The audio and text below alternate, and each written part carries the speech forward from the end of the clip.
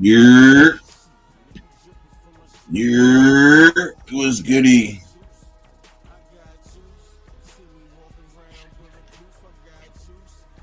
What's happening? Welcome to the TheYurpJerz Raiders Podcast, man. We in the building. Just feel like talking Raiders for a little bit. In a second, got my brother Nav on there in a sec. I'm about to send the link in the put the link in the listening.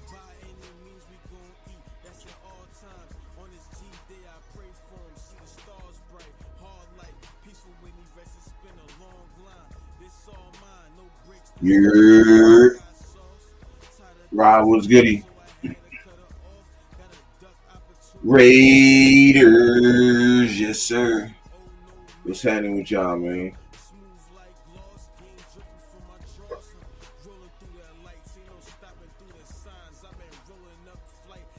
Like,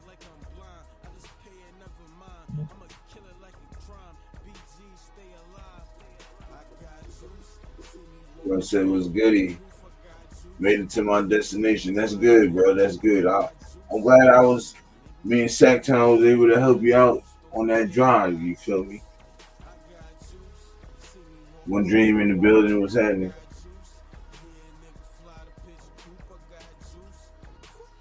Finale about to pull up, probably. We at 400, bro.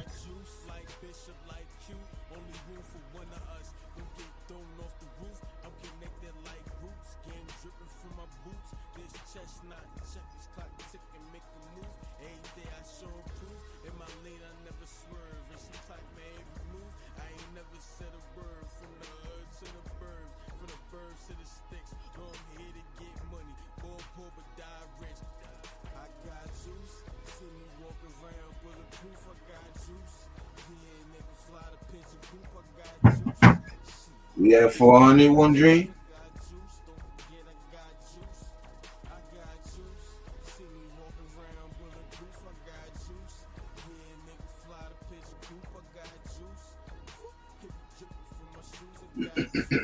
Rob said, how many cornerbacks are we keeping? Probably like, I want to say maybe 6, 3 on one, 3 on the other. Oh, we could keep, yeah, probably like 6.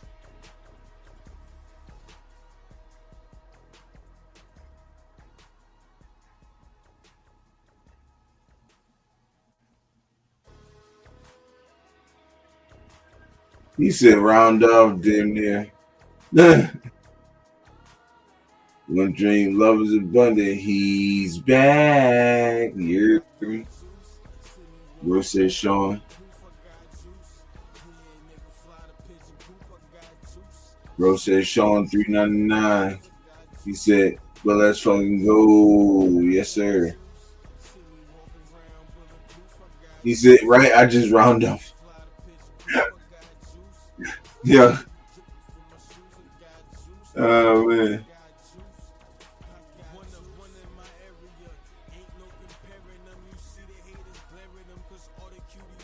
He said, what's up, Rob?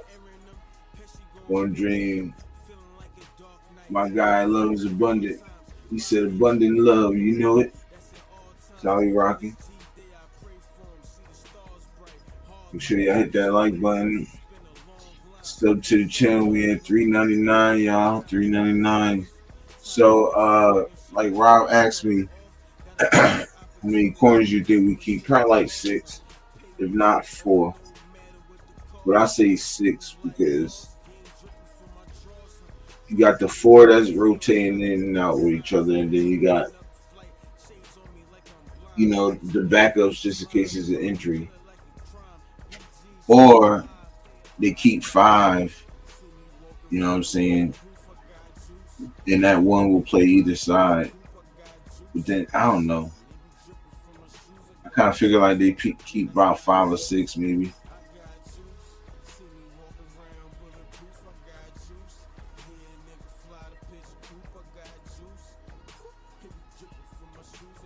Juice up, guys. Juice. Raiders Shield family in the building. Y'all make sure y'all go sub it up. We're the Shield family. Sub them up. My man Nav in the building. Appreciate you, brother. Brother say yes. I say 5. Yeah, about 5. You got that one person that's out of slot on either side. You know what I'm saying? So yeah, about 5.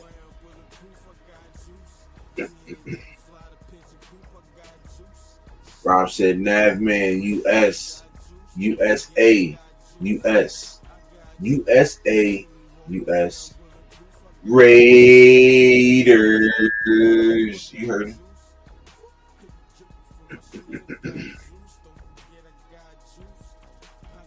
Nav says salute Rob. Yes, sir.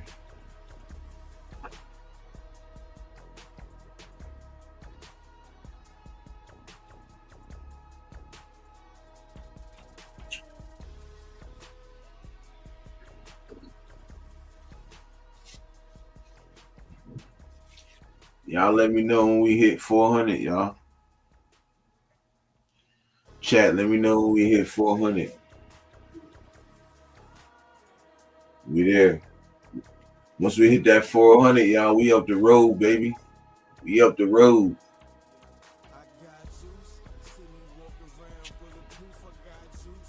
We up the road.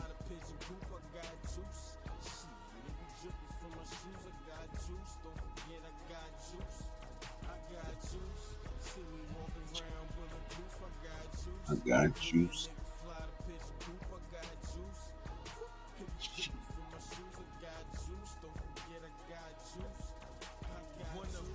One dream. Salute, my man Nav said, bro. We gonna roll them.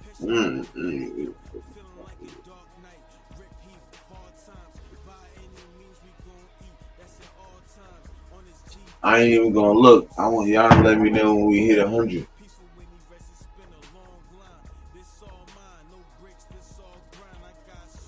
I'm gonna make it have 100 one set.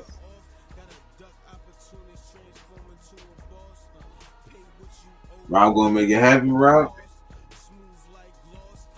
You know I appreciate that.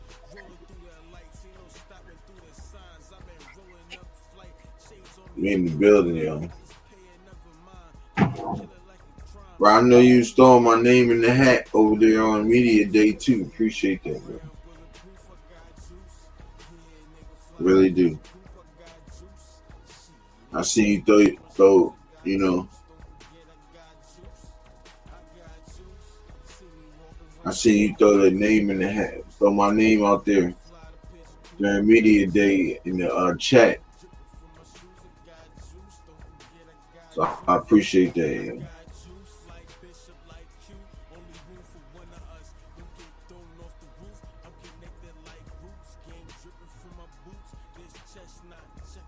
Now said, Dilly needs to shoot me some subs. Hey, I'm spreading the word, brother. I'm spreading the word also.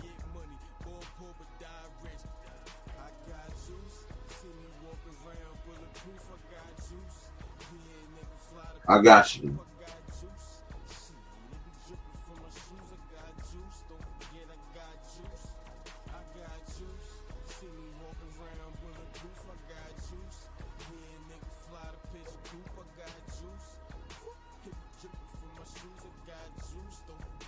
They say you should be good. I just had my wife subscribe to you now. He said, I don't know why it hasn't changed yet. Let me see.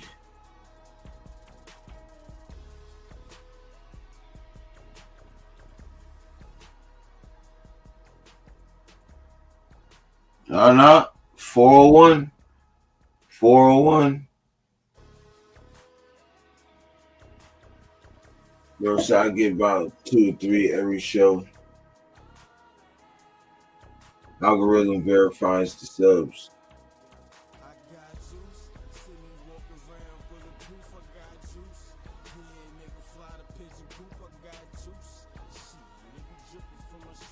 Algorithm verifies the subs. Yes, they do. Congrats, brother. I appreciate it, bro.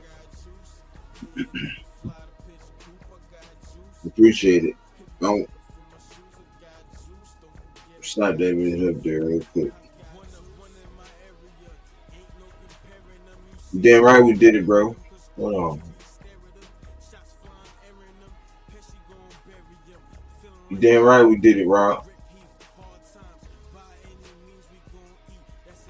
But I'll tell y'all, bro, I don't do this shit for me. I do this shit for y'all, bro.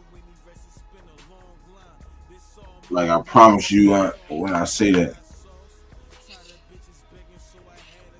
Yes, I want to make this a career, but I swear I do this for y'all, yeah. We right up the road, y'all. We right up the road.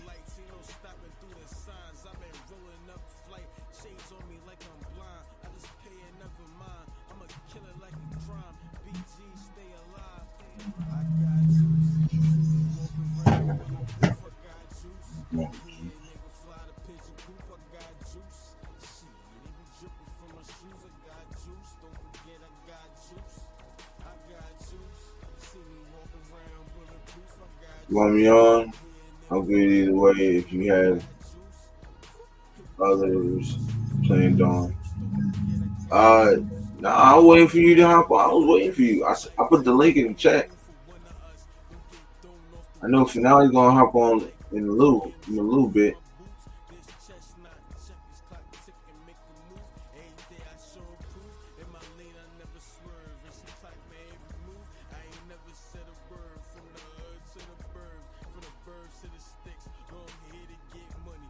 Come on, bro. You know you always welcome on, bro. As Pete Carroll would say, there you go. There you go. Hell yeah. Look, bro, I ain't gonna, bro. I don't take, and to be honest, I don't even take credit. You know what I'm saying? I don't take credit for this shit, bro. Like, you know what I'm saying? I give y'all the credit, bro. You feel me? My mama, my big brother in the building. What's happening with you? What's up, brother? I can't call it, man. I just felt like talking some Raiders today. You feel me?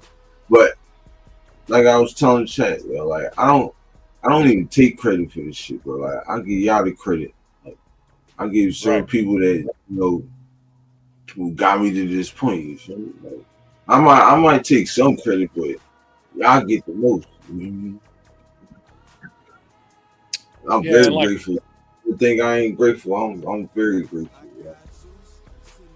yeah, and it's like Jess or Chewy's figuring out right now that a little bit of a process to set up a show. Take some time, Yeah. do it right. No, Hey, most you notice definitely. my camera A little is a lot sharp. clearer in it. Yeah. I downloaded some software for my laptop that freaking increased the resolution on my camera. Oh shit. Yeah, my They daughter do. told me about it. Wow. Video streaming software app for Mac. Oh, you got the Mac.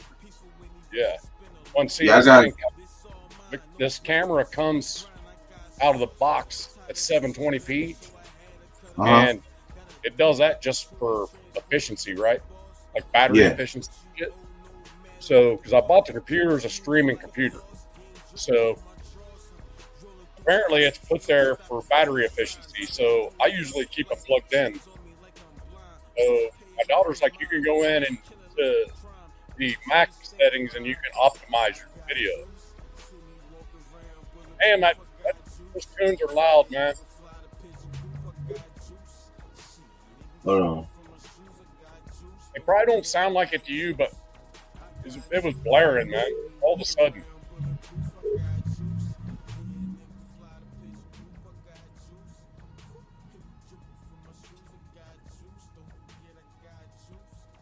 In Europe, when you get a chance, No. go into the StreamYard settings and set up your team members and give me some access so that I can click on comments and shit. Uh, You just got to send me an email, and I'll accept. Okay, I can do it right now, or I gotta do it when it's done. I think you could. You just got to open another StreamYard to do it on the side. Just open another tab or something. Because you can't. You'd have to kill the live show to do it right now, unless you did it from there, from another one.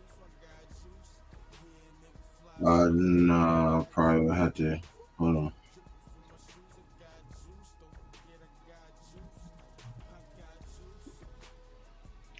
So while you're doing that, I got a football question for everybody in the chat. I mean, an overall general NFL question. So, with 1 year with the new kickoff rules, the way they are, everybody has to stay still until the ball's touched, right? Essentially.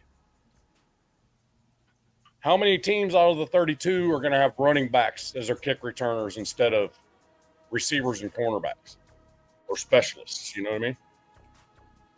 So I think a majority, after what we saw last year, a majority are going to have their RB1 or RB2 as the kick returner, because there's going to be more reliance on breaking tackles than there is on all-out speed.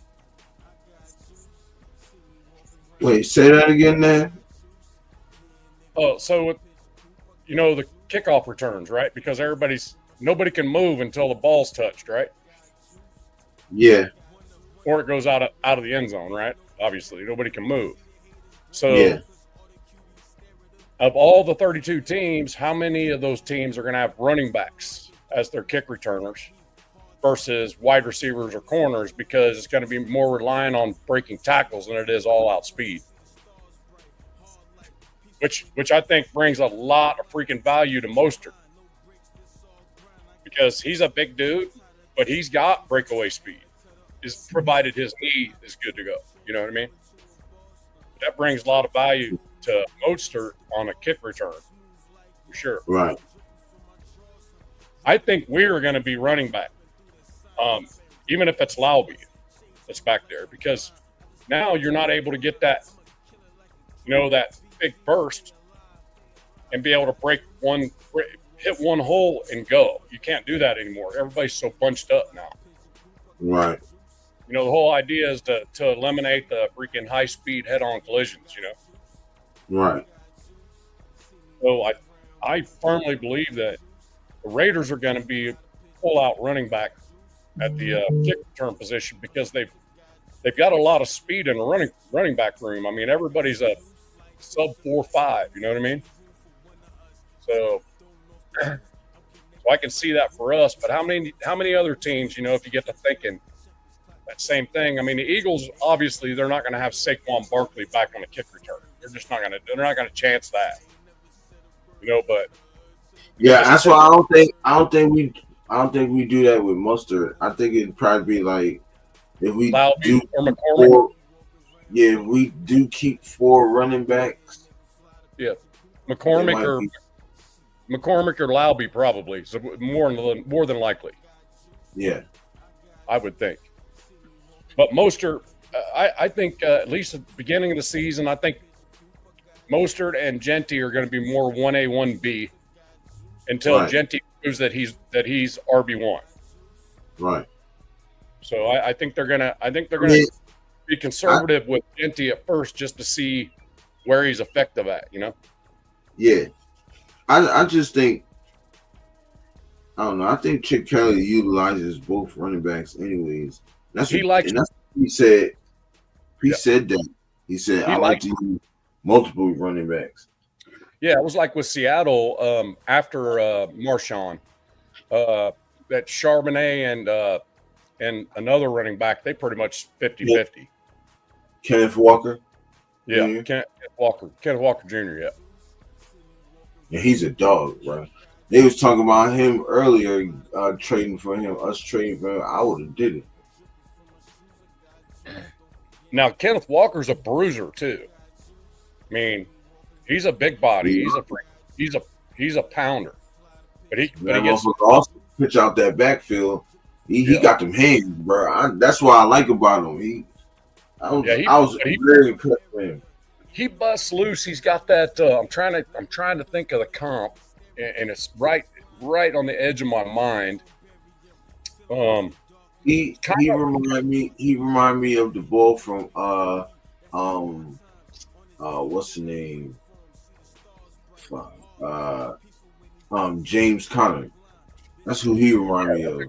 That's a good comp there. There's another one too, though, that it's almost identical. He'll run into a brick wall, break that tackle, and almost be at a dead stop. And then his split time in 10 yards is like fucking amazing. He's got 10 yards on everybody right after that. He's not going to blow your doors off for 100 yards, but he's going to get 50 before you tackle him. Right. So. Nah, facts. Let me get up with the chat real quick. He said it was built in the weekend. Yeah, Rome wasn't built in a day; it was built in a weekend. Battles, brother. Battles in the building. What's goody, bro? Is that Paddles or Patels? I've not seen Patels. I think it's Patels. The Patels. If I haven't seen Patels before, Patels, hit me up on my channel, man. Give me a sub over there, man. Come see me. Me and Europe are together a lot, man. Yeah, man. Y'all go sub to my man Nav, Raider Shield family. Go ahead and everybody in the chat, man. Can't be having Europe. If you ain't subbed already, go. Yeah, can't have Europe just blowing my doors off, right? Can't have that.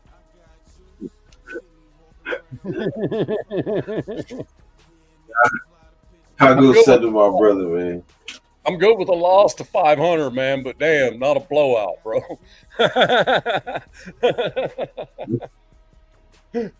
Friendly competition, that's all. I don't know, bro. Yeah. I'll be honest, yo, that's crazy you said that because me and One Dream had that conversation. Like he asked, he was like, yo, you see this as like competition? And I was like, I really don't.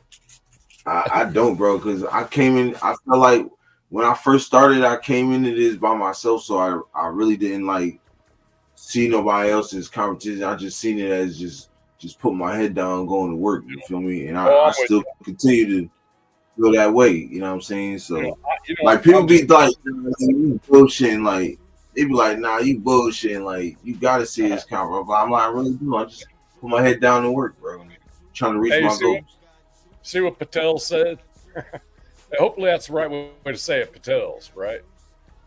The Patels. So I assume that's the last name he's talking about. The Patels is probably his family. The Patels? Yeah, Patels. Or might be a music group. I don't know. You see what he said? Yeah. What did he say? Only fuck with black people, man.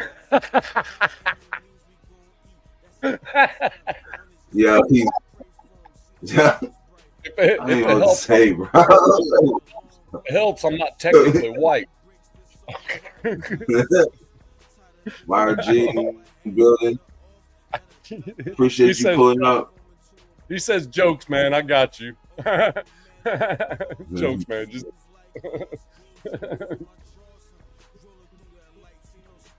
Raider Jason.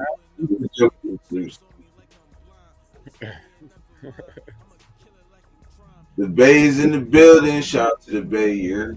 I don't know, Myra. I think Myra subbed on my side. I'm pretty sure. Everybody go sub to my brothers. Right there, man. We in the building. I know for a fact Pena is, man. He's one of the freaking. So I have the Raider Shield Family Comedy Club, and he's one of them. 8 dudes. I got 8 dudes in there, and I'll tell you what. I'm going to shout them out on today's show at 6 Eastern. I'm actually going to make a banner for the comedy club. Rosetown, Bueno, all them dudes, you know what I mean? Rosetown, Bueno, Pena. They're the real ones, man. They're the real ones, man. They're funnier than hell. Hey, I was on last night for 5.5 hours, man. Dang.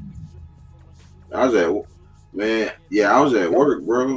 I was like, dang. It was almost 6 hours, actually. I think I finally just freaking wrapped it. Like, I was popped. I was half popped.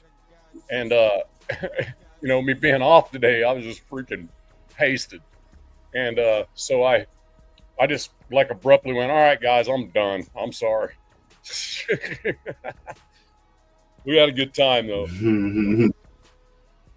We had a lot of discussion, a lot of Raider discussion about Jermaine Pratt, the positives and negatives for tape on him, which was pretty good.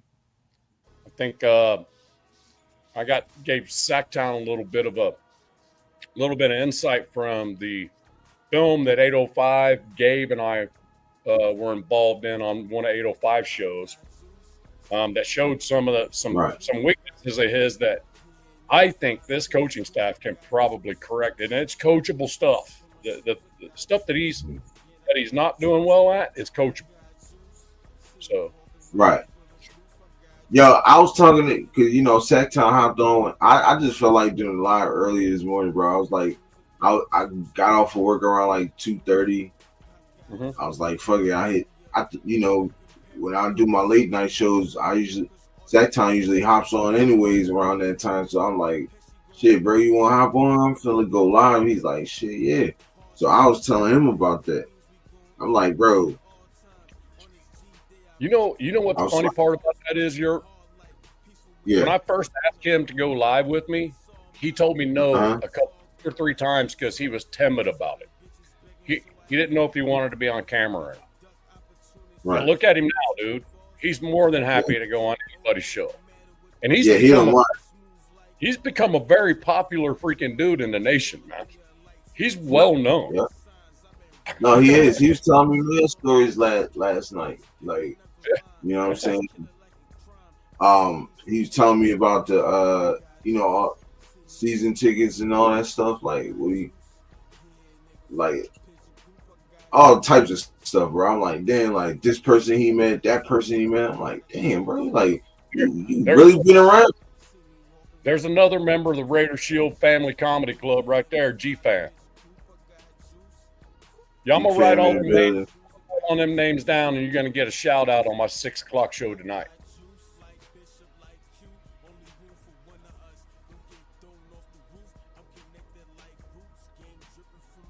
Yeah, Rosetown. Rosetown me all day. See. Rosetown said, that man last night's show derailed like crazy. Oh, hell, look who it is. What's good? What's good? How you doing, man? How you doing, man? What's good? Can't complain, man. It's another day we breathing, man, and eating. So it's a good day. Yes, sir. Yes, sir. Can't complain about that, bro. How you feeling, though, man?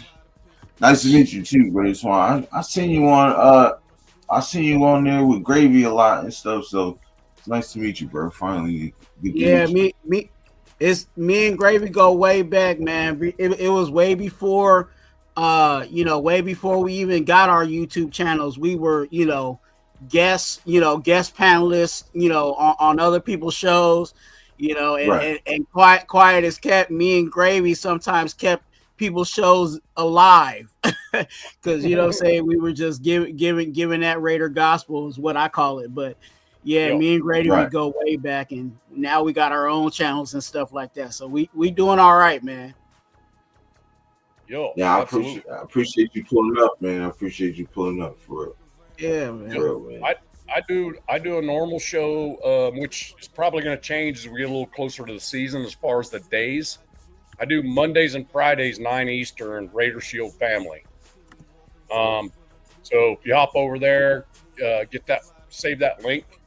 So Mondays and Fridays, usually after we get through our first little chop up or whatever, we'll have folks hop on my show as well. Europe as well. He pops on a lot. Him and I are on together quite a bit, or at least we were until I've been working so much. But yes, but for now, Mondays and Fridays are pretty much set. Yeah, we slowly getting back. But yeah, man, we. There you go. There's the link. There's the link for Twan right there. Y'all go sub it up, y'all. Sub it up. Hit them thumbs, man. Hit them thumbs for real.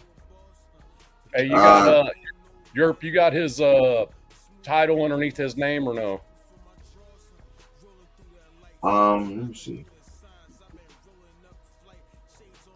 Pull that comment down. See. Yeah. Oh, there it is. Yep. At Raider Twan. Okay, there it is. Yeah. Yep. Damn.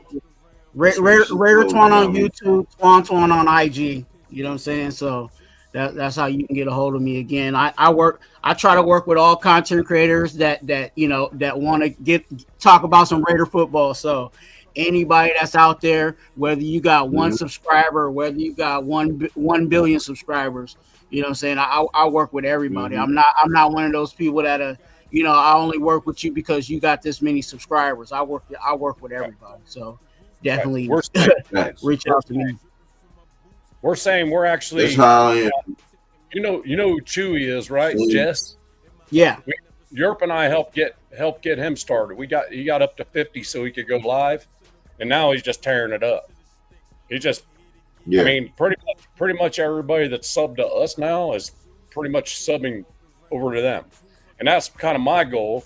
Me and Europe, when we started collabing together, we both made it our personal goal that we were gonna promote every channel, regardless of who they were, even if they're Mitch Rents and they're way the hell up here, because it's all a nation. It's about bringing the family together. We're finally starting to see a team that's organized. Let's organize the fan base again. You know what I'm saying? Yeah. I think there, and I'll say this business wise, I think I hope everybody gets monetized that really wants to be about that work. You know what I'm saying?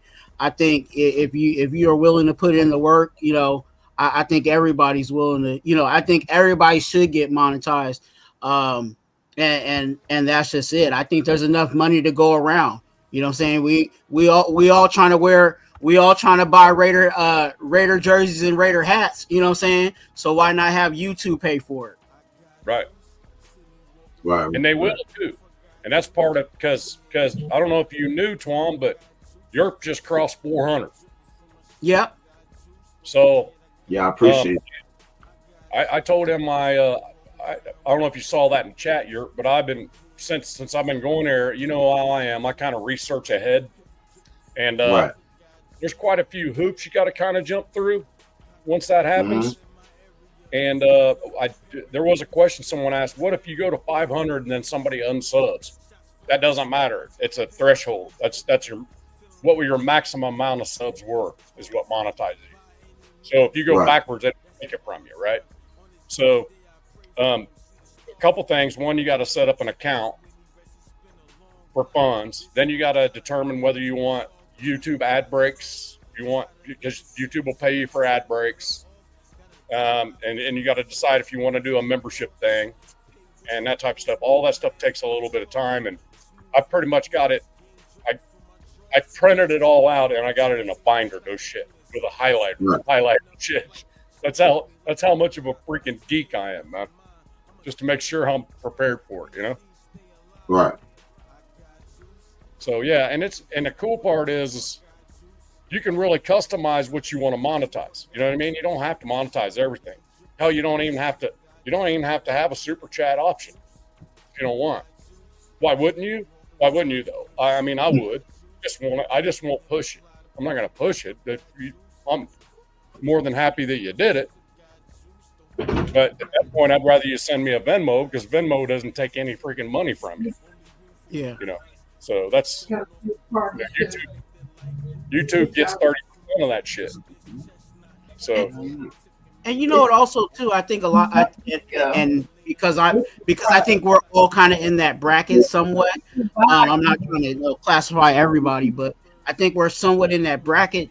I think there's a lot of people that watch us, and Yeah, to go real quick. The financial, you know what I'm saying, investments that we've already put in, you know what I'm saying, without getting anything. You know what I'm saying? So it's like, you know, and I say it publicly. I don't pull anything back on my channel.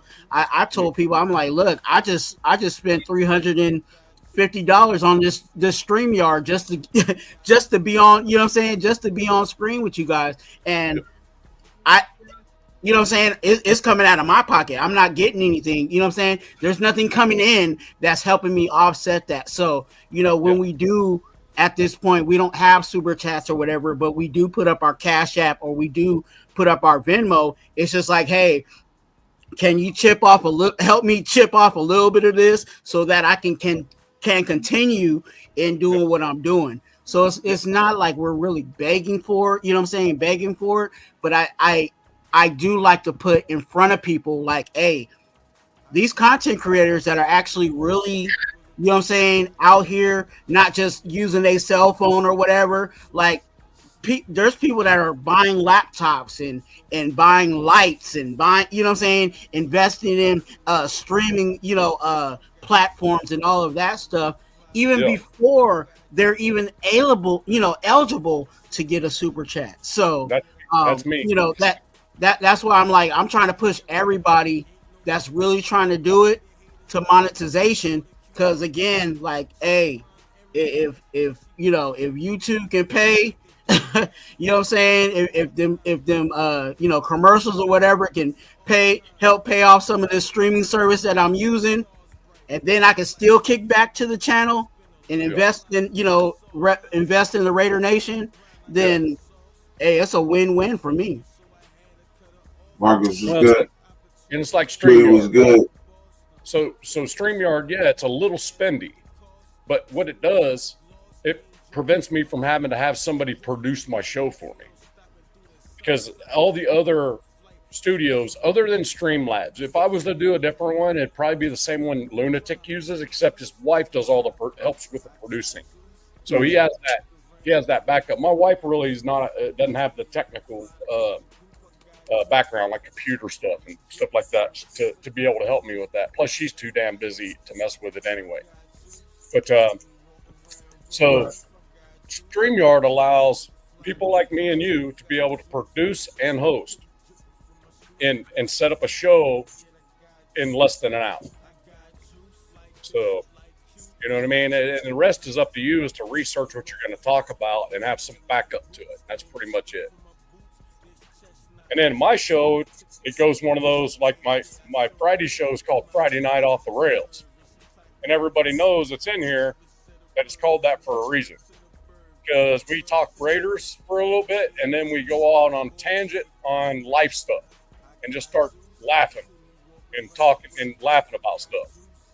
You know, my whole 5.5 hour show last night, we were just chopping it up and laughing our asses off. I woke up this morning and my damn cheeks hurt from laughing. So, and I'm the host. You know what I mean? I'm not the one laughing. You know what I'm saying?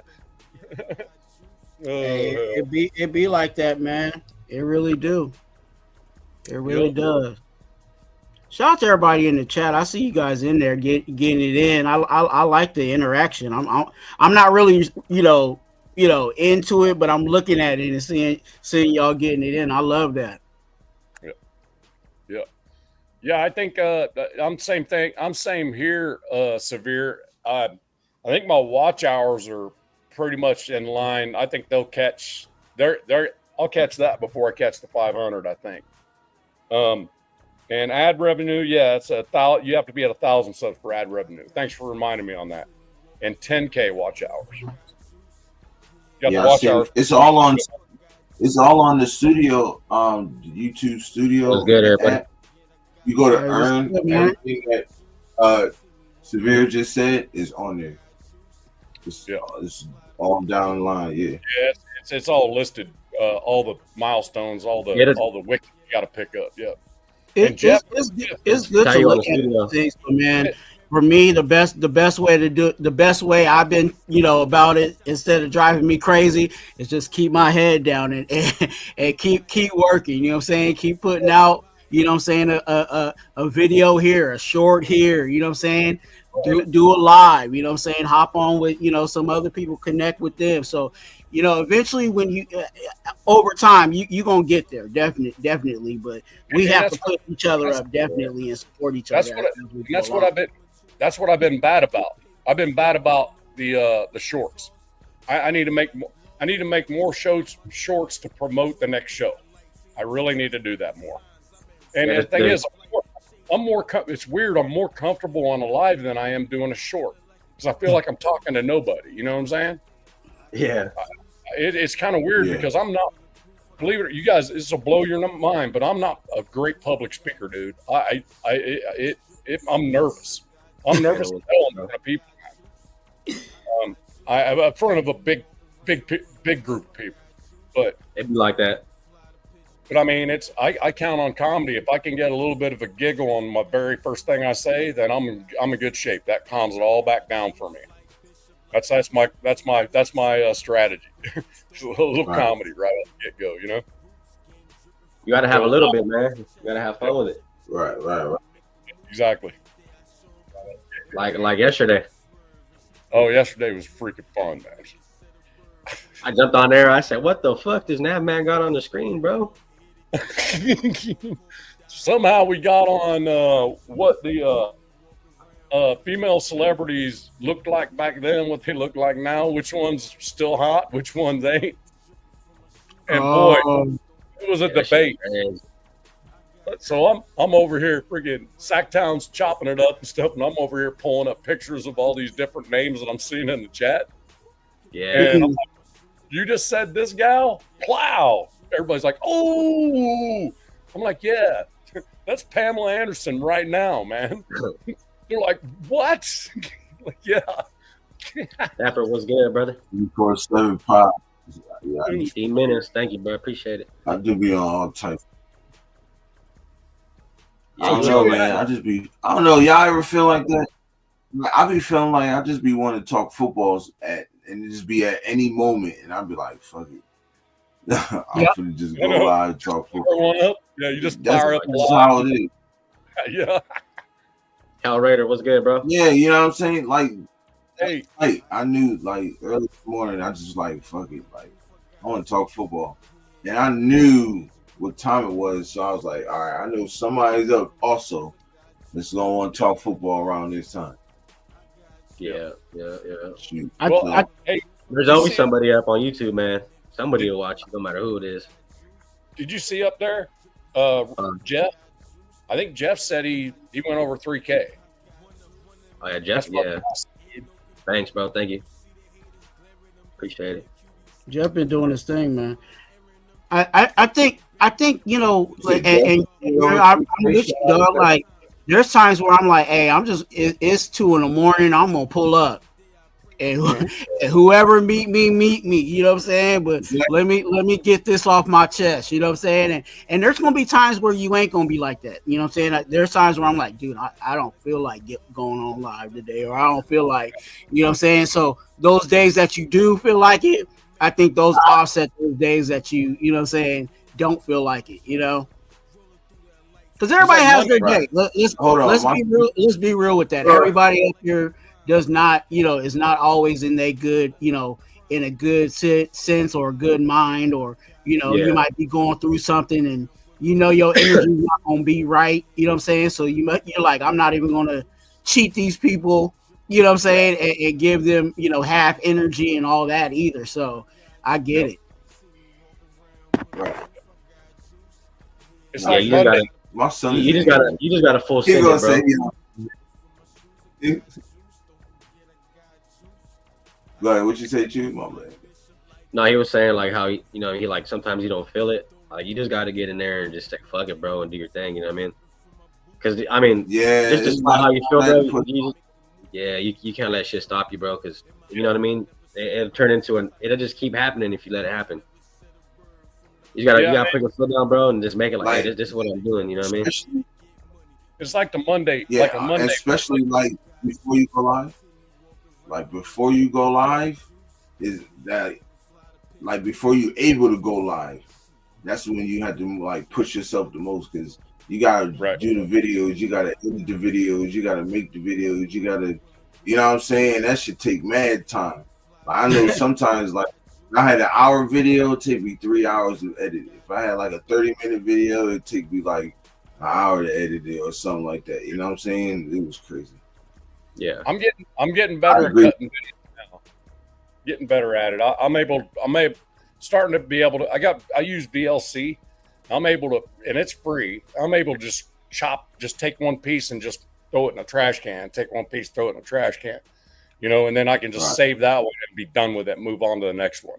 But I'll usually make 3 or 4 for a show, and sometimes the show doesn't go the way that I intended it to, so the videos aren't even really part of the show. So I still have quite a few videos, and I tag them as not used. So I have them tagged as not used, so I know in my library that I haven't used them before. So there they are, right?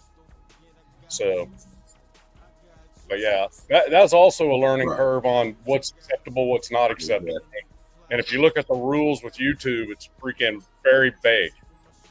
And a lot of times they'll just give you a warning saying, hey, this is on the fringe. It'll say, hey, it's not affecting you. It's not a mark against you. Just letting you know this is a little on the edge, you know? Talking about copyrights?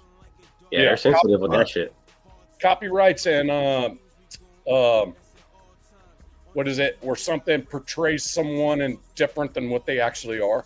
No, I feel that one. I feel you kind of. You see what I mean? When you portray, yeah. So that's easy to do because if you take someone else's YouTube video, you get their consent to use it, and then they portrayed someone not in reality, then that can get you too. So you, like Jeff said, man, you can't come on here and put on some bullshit ass persona, and like that shit'll drain you quick, and it'll. Like if it's not you and you gotta put, you know what I mean? It's you're just gonna have a drain, bro. Like you just gotta do you. Yeah, and that's it. You know, you gotta. I've seen a lot of people do that. They became, you know, they try to be someone that they're really not, and that again, that's draining in itself. You're acting. You know what I'm saying? And acting is draining in itself. I'm talking more in the sense of like, you know, if you were trying to refer that to me, like it in the sense of like, I have some health reasons. So there are some things that like, okay, I'm just not, my energy's not there at all because of, you know, yeah. For those that know me, I have kidney disease and I go to dialysis. So Monday, Wednesday, Friday is my dialysis days. And those are usually those days usually drain me physically. So those days I'm just like, dude, I just want to go to sleep. So, you know, those are the days I'm like, dude, I'm definitely not feeling like getting on YouTube, because if I'm on YouTube, I might be looking like I'm barely, you know what I'm saying, barely hanging on. And that's not really the case. It's just, you know, of the situation that's why I go through. So I have to pick and choose when I go live. And again, like Gerb said, you have to choose those days when you're able to go live because of everything else that's going on in your life, whether you have children, whether you have, you know, things medically going on with you or whatever's going on. We have to make our schedules work and fit just to be on screen. Yeah, I feel you. No, yeah. And that's a lot of the folks that are in this chat right now are all genuine people. And they probably don't go on any channels other than people that are like us that they know are authentic.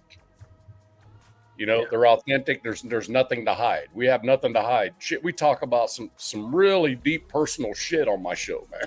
And on yours too. You know what I mean? And I mean, it's most really people cried. You done cried on our show, bro. Like it get real on here. You feel me? But I wouldn't change none of that shit though. You feel me? Who did? Know what I'm saying? Oh, good. Huh? What? I'm saying like there's a couple people that done shed a tear on certain what's the names on our show. What I was saying. I shed a tear on my own.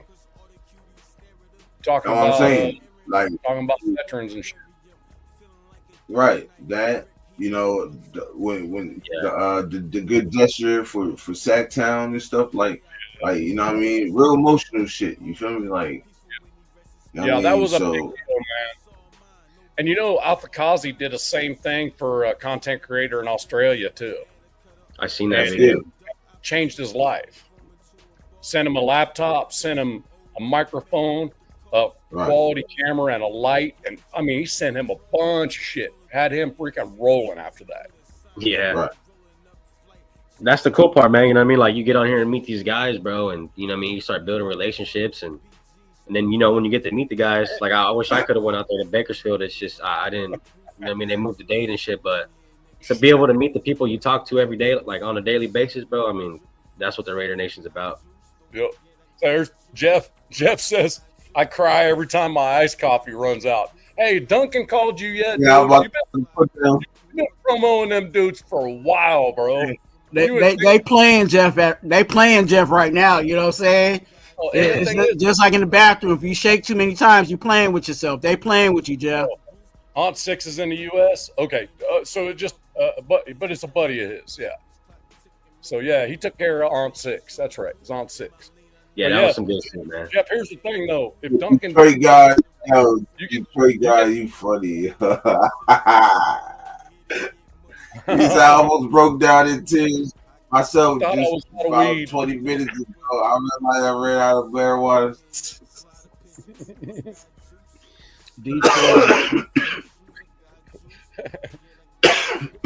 Yo, that's so funny. That's funny shit. Yeah, what was it? Damn it, I saw it. Yeah, Detroit. Oh yes. Oh, Duncan. So Jeff, when Duncan calls you, you got to say, "Yeah, I'll do it," but you owe me for about 6 months of promos already. So yeah, real shit. I need some residual, bro. Let's retro that shit, bro. Yeah, that money. We'll retro that money and we'll do it, bro. Was good, Jason. Was good, brother. He'll be like, "No, we're not doing that." Jeff's like, "Okay, we'll do it." Residuals on that one. But you got to throw it out there anyhow. You know, maybe they'll say, "Okay." I don't know. Hey, I feel you, Jeff. Like, hey, I be promoting.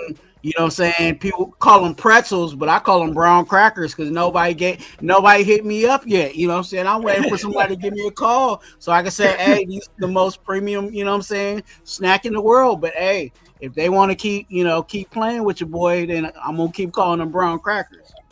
Hey, we're just said that's a coffee link right there. I got that's his coffee link right there. I got you, Jay. I think every time I got on Jeff's show, as soon as I saw that Dunkin' iced coffee, I went, promo time. He does it every show, too. He does, for sure. If you don't have that, he's gonna be in a bad mood. You just go ahead and hit the like button and get out. Don't say shit. Just hit the like button and leave. Hit the like and leave if he don't have his iced coffee, bro. Yeah. I'm trying to show him some support real quick.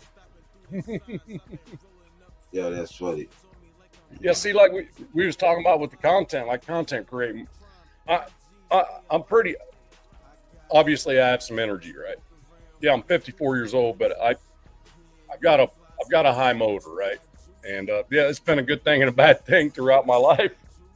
School was not a good thing, having a high motor like that. Sports was good, but my Mondays I work a 12-hour day.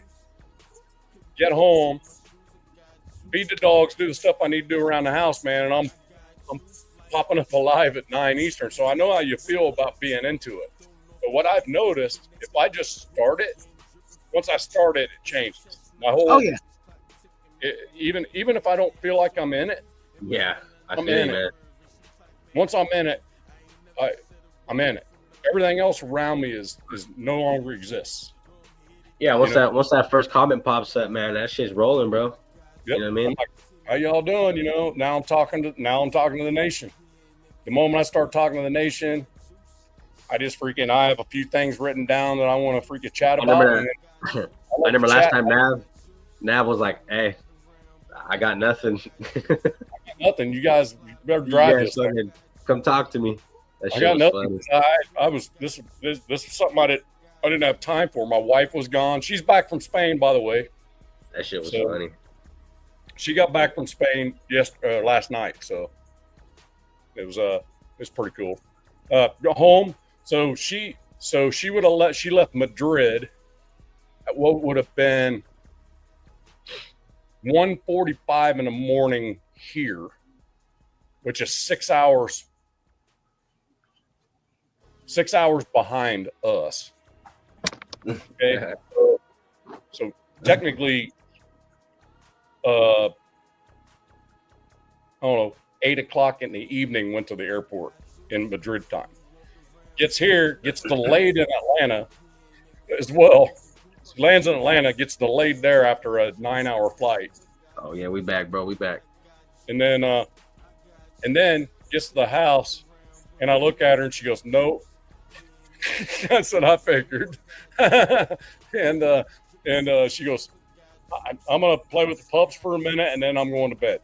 I said, "I don't blame you at all. I've flown overseas. I know how that is." Oh, you didn't get lucky, huh? No, we had breakfast this morning though.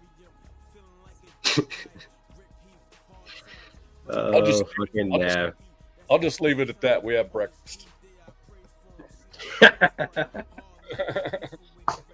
Best breakfast in the world, huh? Shit, bro. What the fuck? High protein breakfast, baby. My dog Dave P 518. Thank you, brother. Thank you. Best way to start the day. That's a fact right there. That's some funny shit. Dave P. Shout out Dave P, man. Appreciate you pulling up. Oh shit. Yeah, he found my channel earlier. He was like, "Man, I'm glad I found you." I said, nice. "Yeah, man. Check us out. We got a bunch of people doing this shit." Yeah, you're starting to freaking go up. Where are you at on your subs now? I think I'm at 70. Nice. That's pretty cool, man. Yeah, I just, I hit a couple more lives, and when season kicks, I like I said, I'll really be I'll be on during the week. So it's just there ain't really too much to talk about. You got to kind of come up with some things, and well, the Jermaine Pratt signing has a lot of freaking veins to it. You know what I mean? There's goods and there's goods and not so goods with his game based on the video I watched, on 805 show with Gabe. Yeah. And, you can't argue with 143 tackles. That right there is a suitable replacement to Spillane. Is he equal to what Spillane was? No, but he's $4 million. Exactly. He's really nothing. It's yes. So, see, my thing was with what Pratt was at. That's a great fucking pickup. There's shit he's gonna need to work on, such as passing coverage and things like that. But when it comes down to tackling, ball vision, and how to get to the ball, I don't see us having to put too much work into him for him to be the next great guy. You know what I mean? Yeah, his negatives are coachable, which is important to me. Exactly. And you look at the coaches we have now. Those coaches they'll turn them around quick, man. They know. The one thing Pratt does not like, he does not like an offensive guard getting into the second level. He doesn't play that very well when he's got a freaking offensive guard in his face. He tends to kind of go, "Okay, I'm done." And the thing about it is, I think our offensive line is going to be way better than the Bengals was, because you look at what happened to Burrow; he was getting freaking mashed last year. And so our offensive line is going to be better no matter where we put everybody. So I think going to be less encounters of those offensive linemen upfield in his face. So, and also if you look at Pratt's stats, they've gotten better every single year. He's gotten better every year, and that's important. You don't want to see people doing this shit. Progress, regress. And he's also durable. He's not injury prone. And he knows how to tackle. He's not. No one's really bumping off his tackles like that. I mean, he missed tackles last year, yeah, but it's a great pickup, man. You cannot argue with that. Especially like you said, he's been on the incline every other year. So I mean, why would you not want to grab a guy that's like that? I like this pick, you know what I'm saying? And I was actually going to do a video on it, but since I'm on here, I might as well just go ahead and spit my Raider gospel on it. I think with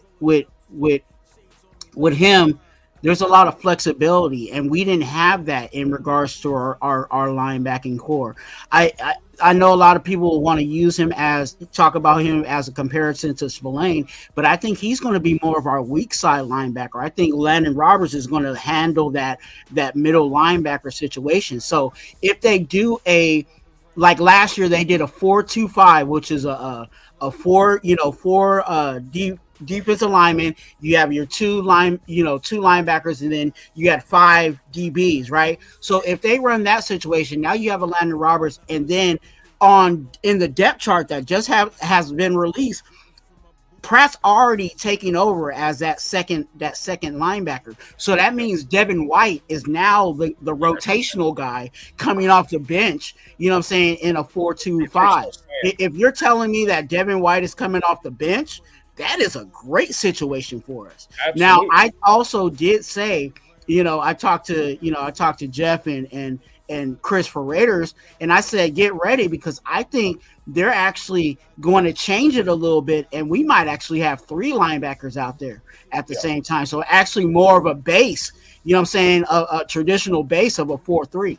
Base 4-3. I think a base 4-3 will come around on some long distance second downs. You know what I mean? Say a second 19, stuff like that could go to a 4-3. You know what I mean? Something that's got a lot of yards. Pete Carroll said. You heard Pete Carroll said all 3 of them will be on the field. Pete Carroll said that all 3 of them will be on the field at one point. Yeah. Well, can't remember who was asked the question. They switch it up all the time, man. So yeah, and the certain situations, them 3 on the field, I mean, I would not have no worry in the world, really. I feel like they can definitely get the job done, bro. Especially based on coaches, Carroll and Graham. Oh man, they're set up for greatness. And even further, Julie, as we're talking about this, like, to think about it, and my brother was talking about the Spillane comparison, right, as a middle linebacker, even with Pratt. Like, what would it be if a quarterback, because most of the time when quarterbacks do their checks, they're trying to identify who the mic is, right? Yeah. If you have all 3 of those guys out there, you don't know who you know what I'm saying? Yeah, Robert, Roberts might be the guy calling the play, but in the play situation, it might be Pratt that's the middle linebacker, and then Landon Roberts is playing strong, or what I'm saying. Yeah. So it could confuse the quarterback if they make it work right. And they all have similar skill sets, so they can actually shift. Yep. When the quarterback makes a read, they can shift. And the thing about it is, typically if a quarterback doesn't know who the mic is, can't identify the mic, he just automatically assumes it's the green dot. The middle. Yeah, the captain. Mm-hmm. He just assumes the mic is the green dot. If he can't identify it directly, if you're able to freaking switch that right after he makes his read, you can tell when the quarterback's made his read. And he makes a change or he doesn't make a change, right? Then you switch 2 linebackers in a 4-3. He's like, oh, this might have been and what'll help them, what's going to help those linebackers too, is if this D line can really get in there and get the fucking quarterback moving around, Yep. Because once the quarterback starts having to move his head and look at, what I mean, that's just going to help our linebackers, bro, be able to do their thing, man. Yeah, it's going to be interesting what that 53 is going to be, because man, there's a lot of talent out there. Camp is going to tell us a lot, man. Oh yeah, really. And in the preseason games, we're not going to learn much about our starters. I don't think they're hardly even going to play. Maybe the last preseason game. I mean, they're going to play, but they're not going to play what we want them to see them play, which I agree with. A series. I don't think hardly any. Maybe the O-line. A lot of the starters will play in most of the games because they usually do that so they can give whoever the second they have behind them a fighting chance to show something. But for the most part, I'm not sure we see our starters more than one series a game till the second preseason game. We may see a quarter out of Geno in the last preseason game, maybe. Yeah.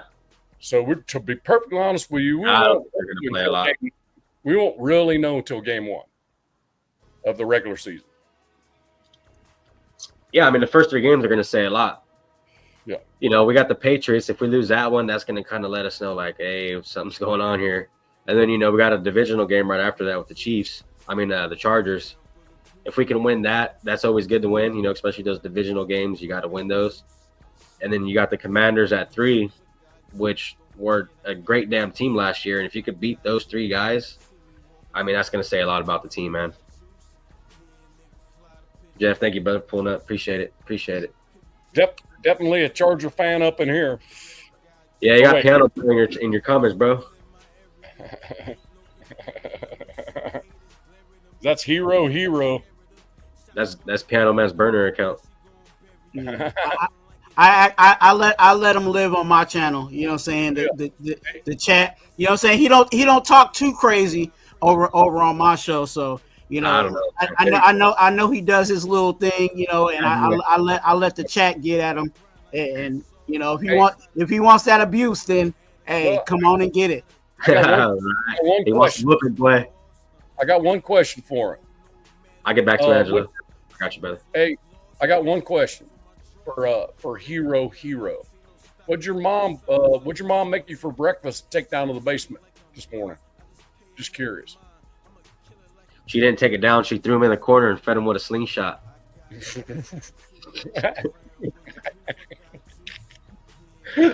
Oh, fuck. That wasn't rehearsed either. Shit just worked out right. Yeah. Hey, sometimes it be like that, you know. It really be like that. me and Chewy kind of like that, man. We feed off each other, man. Me and you're the same way. So, and I know this is really early, but you know, we were just talking about Jermaine Pratt. What do you think about this? What do you and how do you guys feel about the overall depth of that linebacking group? Because I think some of the younger guys that a lot of us have been excited about, I don't know. Eichenberg's been making people look. He's been making folks look in camp. Mm-hmm. So Eichenberg, it'd be good. And I think when we drafted Eichenberg, I am pretty sure that everybody already kind of knew he was a project player. Yeah. We got him. Same thing with Trey Taylor. You know, that he's a couple, 2-3 years away from actually freaking being a starter. So don't be surprised if Eichenberg's in the same position he was last year, but better. And that he's a guy that we can bring in if somebody gets hurt. So you got to expect he's going to get better. Yeah. And you look at the 3 that we got, the main 3. You know, you got Devin White with a ring. Pratt, he's been to a bowl, lost, and then you got E-Rob with 2 rings. I mean, those are guys we need, bro. You know, them guys have experience. That's what my live was about, the Marcelo live. I touched up on, you know, the rings that we had, you know, even within the coaching staff, the championships that Chip Kelly won. But yeah, to touch back up on the linebackers, man, those 3 linebackers just alone, bro, like they've been through some shit, seen some shit, and you know, got 3 Super Bowls in between them. We got 3 Super Bowls, and Pratt went to 1 but didn't win. Yeah, two Super Bowl rings. That's what I'm saying. 4 pairs. Yeah, which is great, bro. That's a great experience. So. And, you know, like I was saying on my live earlier, is when you get those vets in there who've been through those things and you get them to coach up your youngins, that just helps out for next man up, because how are you going to have a next man up when your guys aren't coached right? They're not conditioned right. They don't even know defensive schemes like that. You know, like, that's what I'm saying. It's great to have those vets in there, man, to really sit down and tune in with the young guys that are going to be the next ones up. because these guys can't play forever, you know, especially with the ages. And, you know, it's just you gotta prepare the next generation, bro, to come in and do their thing. The next player up to come in and just take in and, you know, come in with flying colors and not have to struggle and our team be in disarray like we've been. I just, you know, coaching staff is great. They're making sense now. Starting to make sense. Yep. It's all starting to make sense. Right. Yeah, and Jeff says right here, bubble players will get most of the preparation this season. I firmly believe Eichenberg is kind of a bubble player, hovering on just being like healthy scratch from time to time to actually playing in every game. Not necessarily starting, but playing in every game. I agree with Jeff there. Bubble players are going to get a lot of prep this season. Yeah. And even Frank Weber said, having players that got rings in the locker room is usually always overlooked. Yep.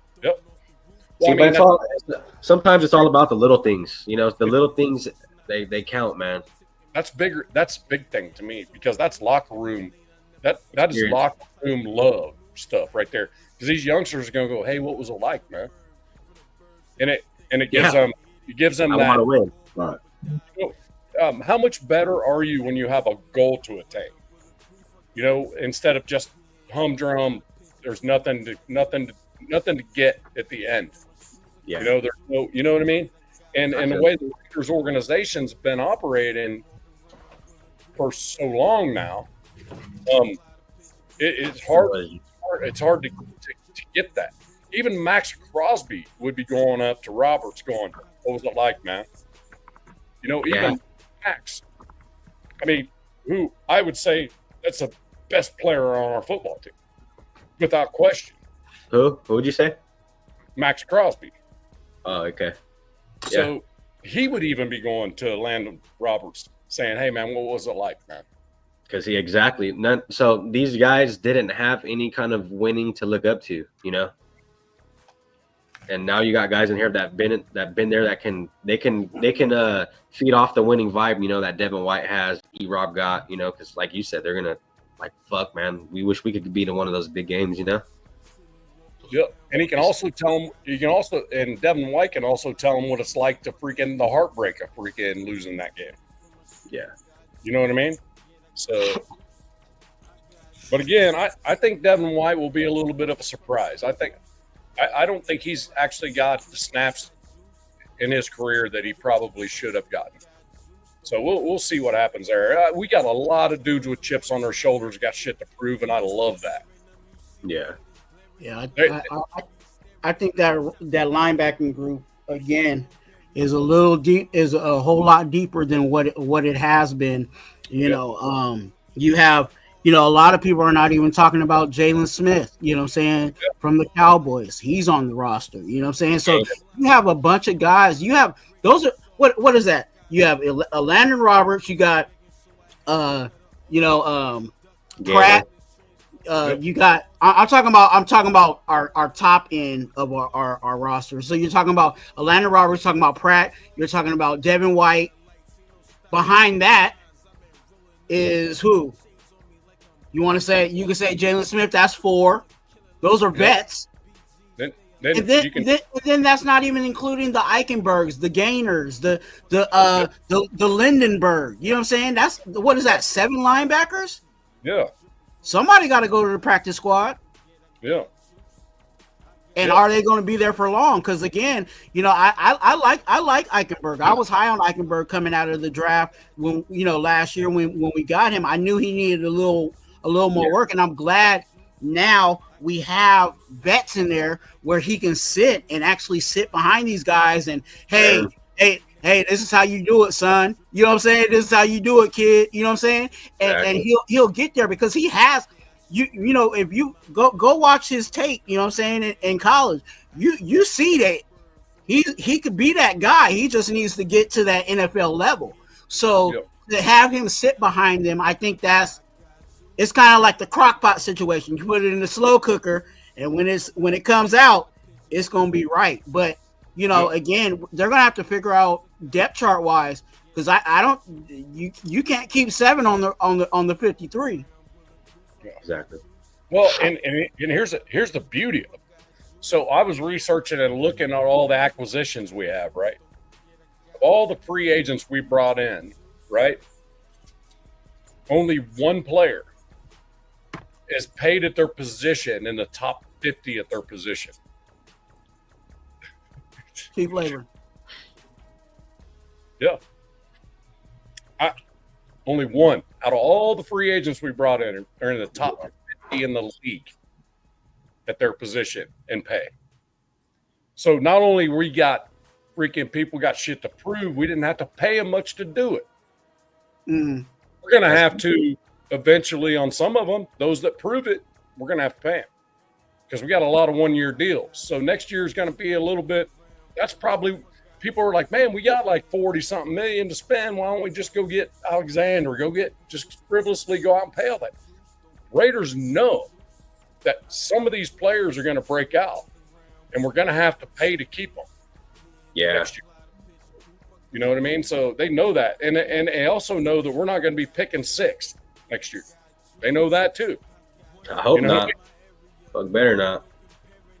If we are, then all of us, every single content creator, every single one of us in the nation have been flat wrong because I don't see anybody having us where we were last year. Exactly. Yeah.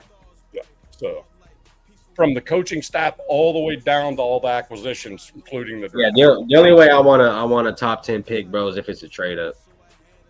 Yeah. You know what I mean? If not just based on record again. Like, no, that's what I'm saying. We finally got a winning vibe in the organization, bro, within the team, within the locker room. So, yeah. That's, I'll tell you what, I think the most genius move in that draft. Now, Genty was a pick that should have been because it was a team need and it was the best player available at the same time. So we hit the wicket, right?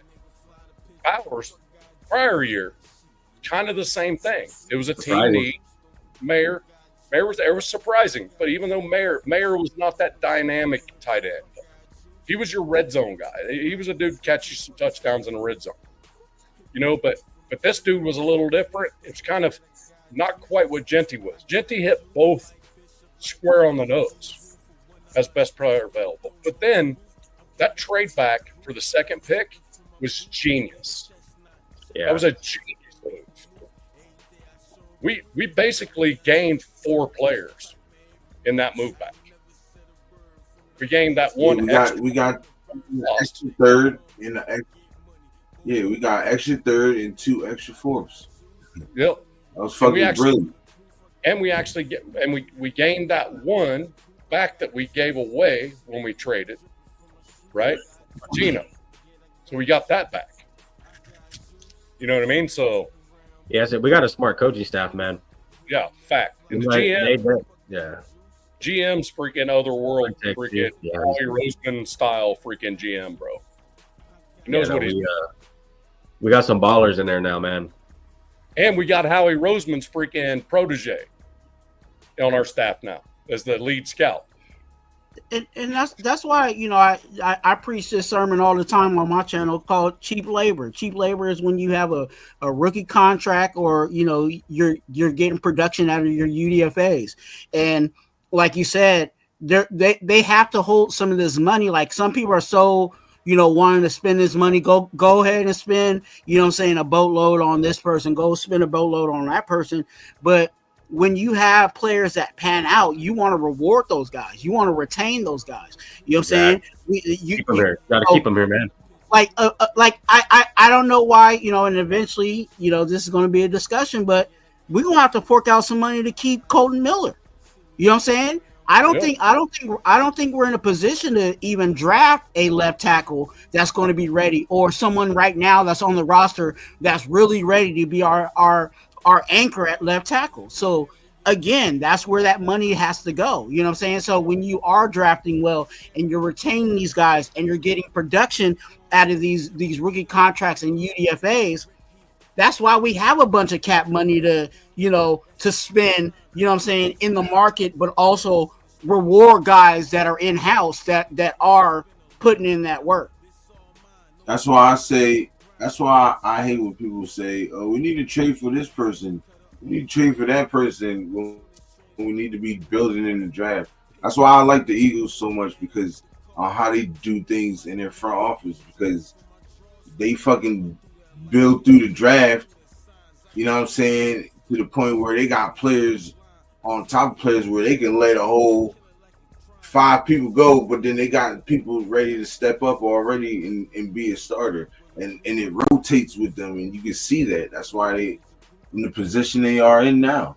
But you know what I mean? So all that trade, we did that before. We traded, and look where the trade got us. Carson Palmer trade, like this trade, that trade, Devontae trade. Like none of this shit worked out, bro. I'm ready to just the Khalil Mack trade.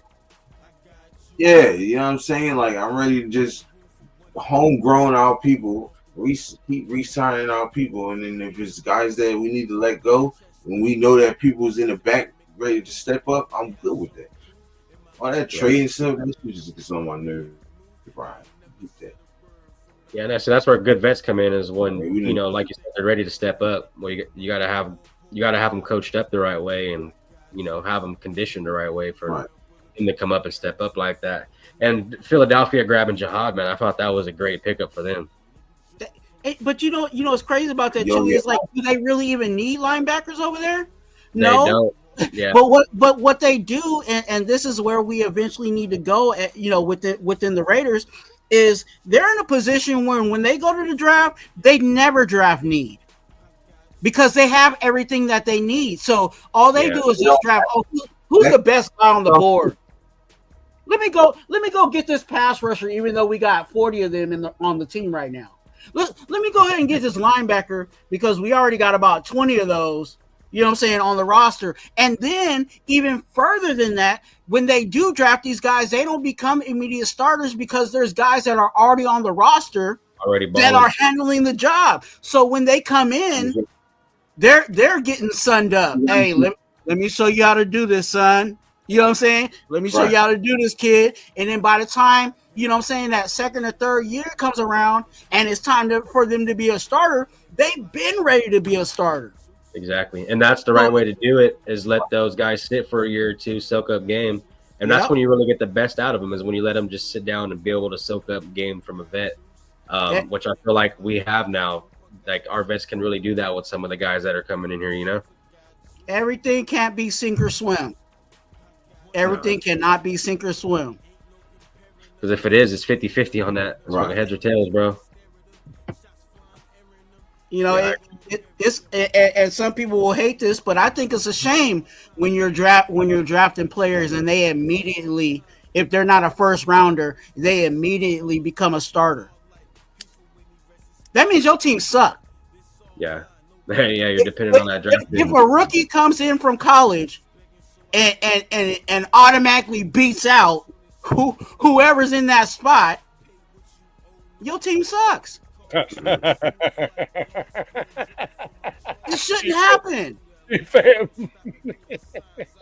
Think about it in high school. Is a freshman gonna beat out a senior, or should a freshman beat out a senior? No. And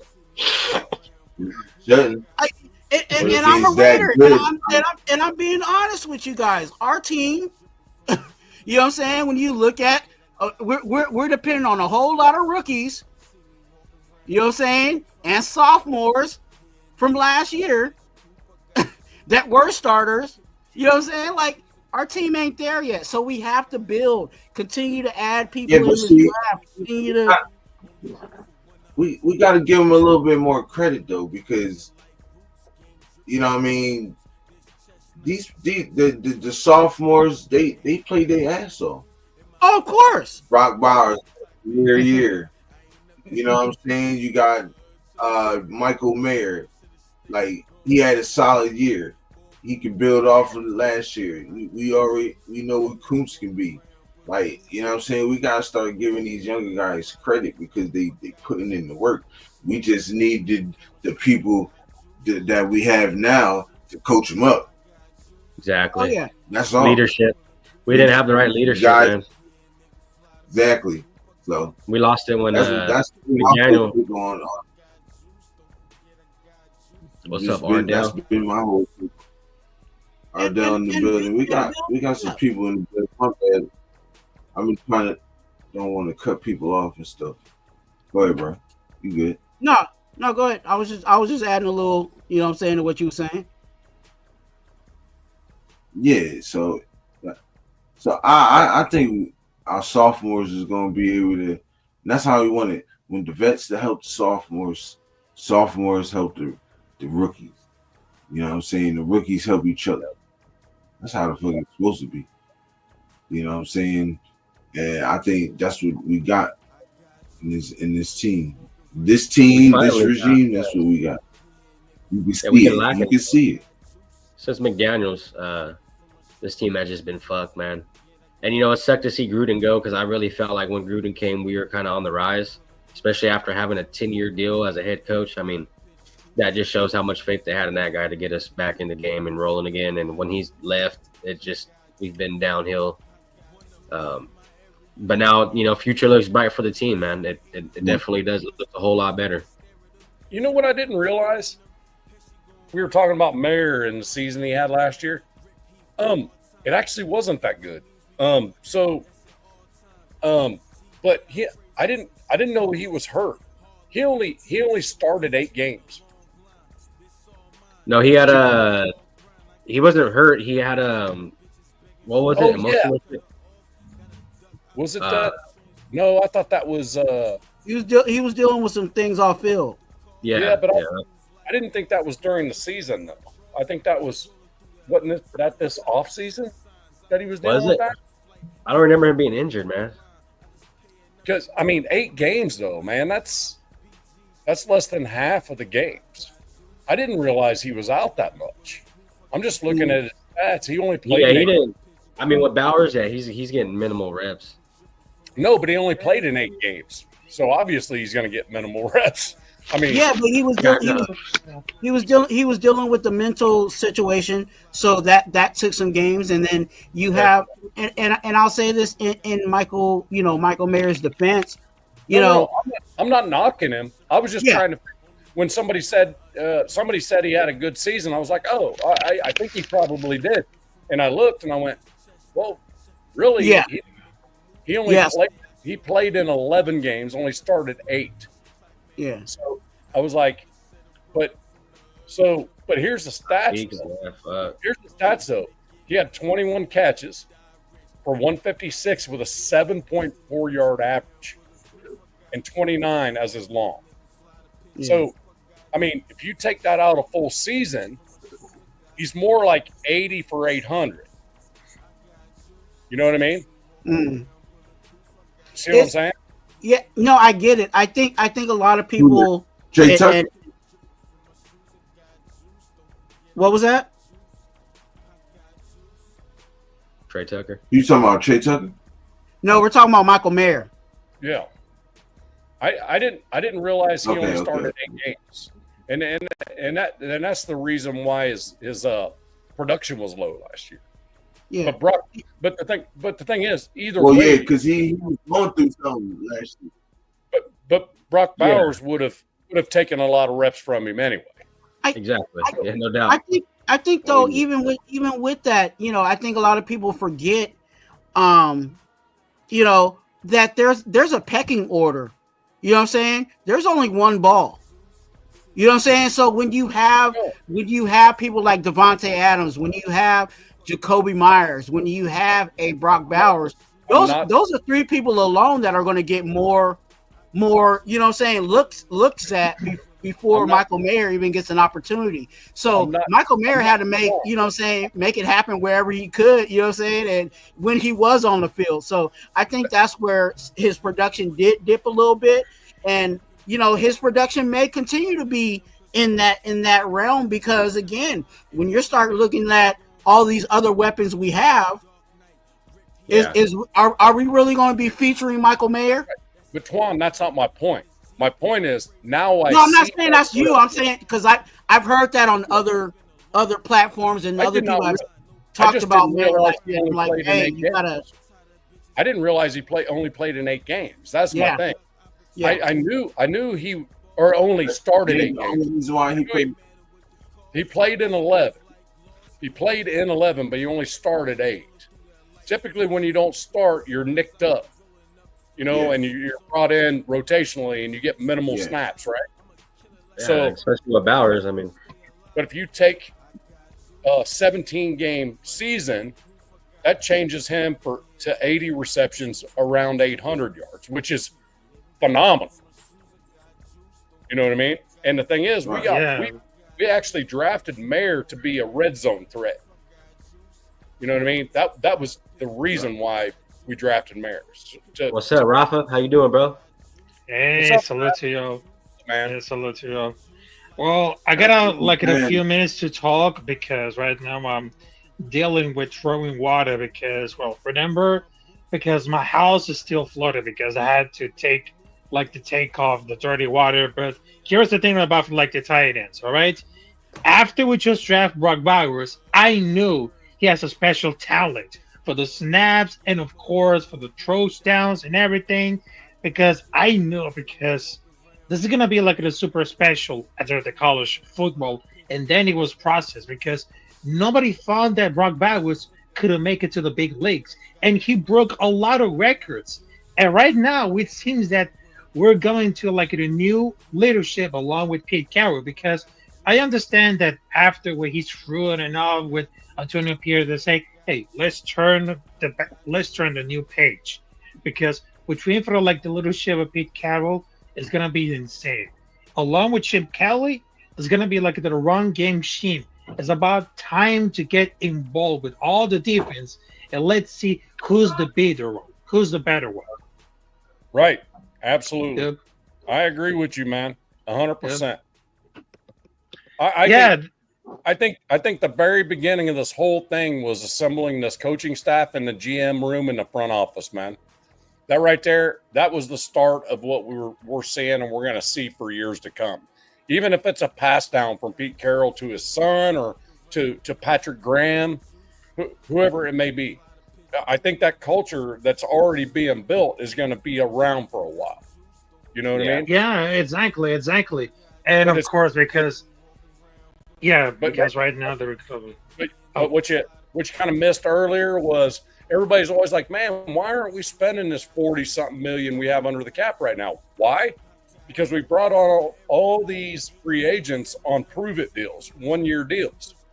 And if those dudes turn out to be Pro Bowlers, man, we're going to have to pay them. Yeah. You know what I mean? Exactly. And if you don't pay them, they're walking out the door on you, and there you go, losing fucking pieces you need. And did we lose Spillane? Sure. But we lost him for $20 million plus incentives. You know what I mean? And then we got a guy that's similar stats to him, to Spillane, very similar, for 4.25 with 500. It's just as good. Mm-hmm.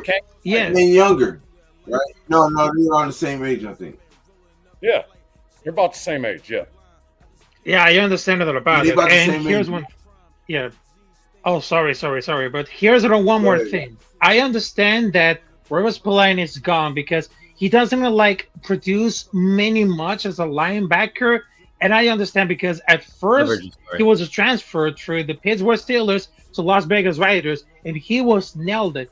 But for the last season, I thought he was lost to captation, but of course he was lost to energy. So right now it seems that Las Vegas Raiders deserve a linebacker who really deserves a lot of respect, but of course he understands better his line of scrimmage, and of course about the scheme, but it comes to the defense.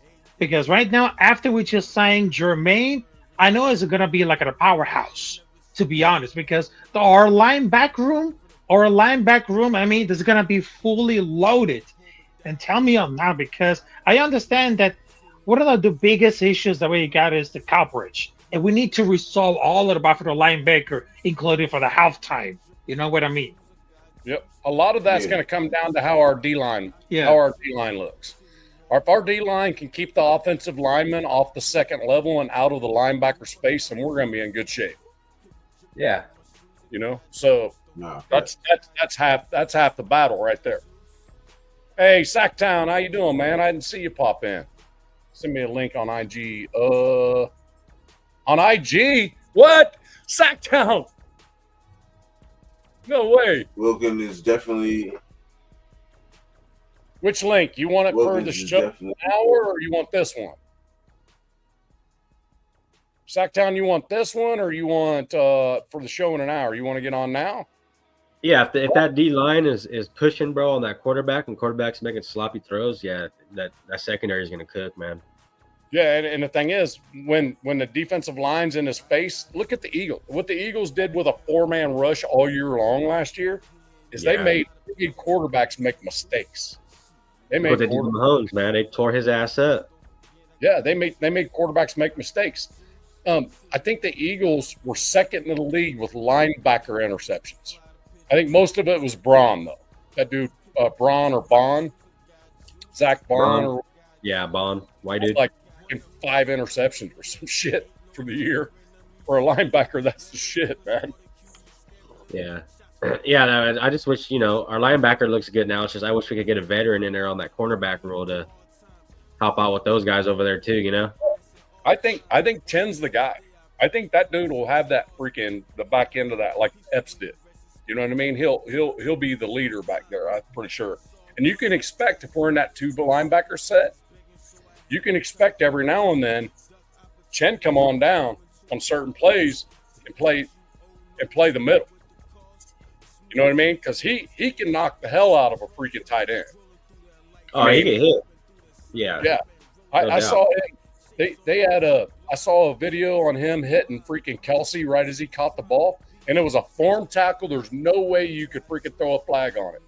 No way. And Kelsey freaking didn't get up for a second. That's what I said, Angelo. I thought that would have been a good pickup just based on he has experience with Pete Carroll already, I wouldn't mind Griffin. Yeah. My bad. No, I know you're talking about Chin, but I'm talking about like Griffin. Yeah. A real cornerback role, Yeah. I wouldn't mind Griffin either. But again, it comes down to what's the Raiders thinking as far as forethought. If they're looking at Chin's going to break out, they're looking at Pratt's going to break out. They're looking at, I think we got Pratt on a 2-year deal, did we not? I think it was a 2-year deal. Oh, no, it was a player option. 1 year, 4.25 player option for the second year. So I don't think the number was put out there. It'd be an extension for him instead of you know what I mean? Because we didn't trade for him. Yeah, if we could grab Ramsey on a team-friendly deal, I'd do that in a heartbeat. I don't think he's gonna take a friend. Yeah, I don't see him trying to do that. Yeah, I was about to say that team friendly that's already out the door with him. Yeah, no, he's in it for the bag. Especially when he comes and look at our team, he's gonna think he's the shit and just be like, oh yeah, I'm gonna need the most money here, man. Like, you know what I mean? I'm not feeling that. I would be very surprised if we spend over $10 million more before the season starts, to be perfectly honest with you, knowing that we might have to pay some people next year, Colton Miller being one of them, based on what he does. So yeah, I mean, there's gonna be a lot of questions, but we're not gonna know till season starts how all these guys pan out. But we've been in salary cap hell for almost a decade. We've been behind in salary cap for a decade. What doesn't help with the coaches either, It's freaking, you know what I mean? Shit like that, it's stuff like that, little stuff. Henry Ruggs freaking killed us, man. Losing that wide receiver 1 like that and getting nothing in return, shit, man, that hurt. Well, go ahead. And of course, he can never come back to the Raiders because of the Blitnikoff rule. Because he killed someone. I mean, even though he did it with a car, he still can't be a Raider. Even when he gets out of jail and comes back to the NFL, he can't be a Raider. I mean, based on the manifest of the Blitnikoff rule. So, we'll never get the return on that at all. So we kind of lost a first rounder there. We lost one with Leatherwood. We got behind it, and we've been chasing it ever since. And now I think we're starting to get in front of it again. Yeah, that Khalil Mack trade fucked us up too, because all those draft picks we got off that. Fuck, man.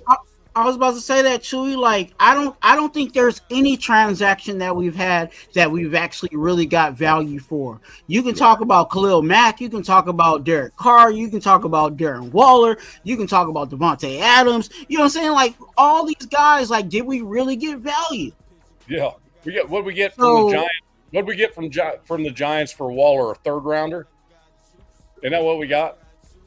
Third round pick, wasn't it? Crazy. I'm not sure. Yeah. And he was what he was like the top 2, top 3 tight end at that time. He was the number 1 tight end in the league. He was the first team All-Pro. Yeah. Yeah. Stuff like that. Like, come on now. It turns out worked out for us because he freaking went fucking sideways when he went to the Giants, bro. Shit all went freaking blah after that. Yeah. He's rapping now, ain't he? Yeah. Yeah. He did a rap in front of the freaking Allegiant Stadium. Darren Oh, Waller. really? I gotta check that out. He had a big old rap in front of Allegiant. No, he really nice though. Yeah, when he first started, when he first started, I'm like, dude. But now he's progressed. He's got better. Oh, okay. And the rap career? Yeah, it's actually pretty good, man. You should check it out. Just put in there Darren Waller at Allegiant. Yeah. Hey guys, I'm gonna call it a day, man. I'm fucking way overdue. I got shit I gotta handle. I ain't even got to it yet. Hey, handle your business, man. Yeah. I'm going live in an hour as well. Yeah. So you're going live with the fam, right? Yeah, Alvarado family. Let me check and see if they've checked in with me yet. Okay, cool. I'll be there to watch that out. Angelo, if you're still here, bro, I'm gonna get you that email back. My bad, man. Just been caught up doing this shit. But yeah, Europe, thank you for having me on, dog. Can't wait. We're still doing those game reviews, right? You know it. All right. Yeah, but I've been telling everybody, so I hope we're still on the same page on that. Oh yeah, we on it, bro. Cool. Come on, bro. You should know me by now, bro. All right. My bad. I got you. Yeah, hey, thank you for having me on, dog. I'll give you a ring. Nav, I'll see you here in a minute. Swan, bro, always good to hear from you. And, all right, bro. You already know, man. Appreciate the chat. You guys all take care, man. All the fathers out there, happy Father's Day, man. Enjoy your day. Do your day, man. Yes, sir. You guys take care, man. All right, take care, brother. Yeah. Bro. My guy it's gonna be interesting. Like, I'm one of those guys that I'm actually more excited. You know what I'm saying? I'm more excited about preseason than these regular games. I think our competition is really gonna bubble up in this preseason, and let's see how it shakes out.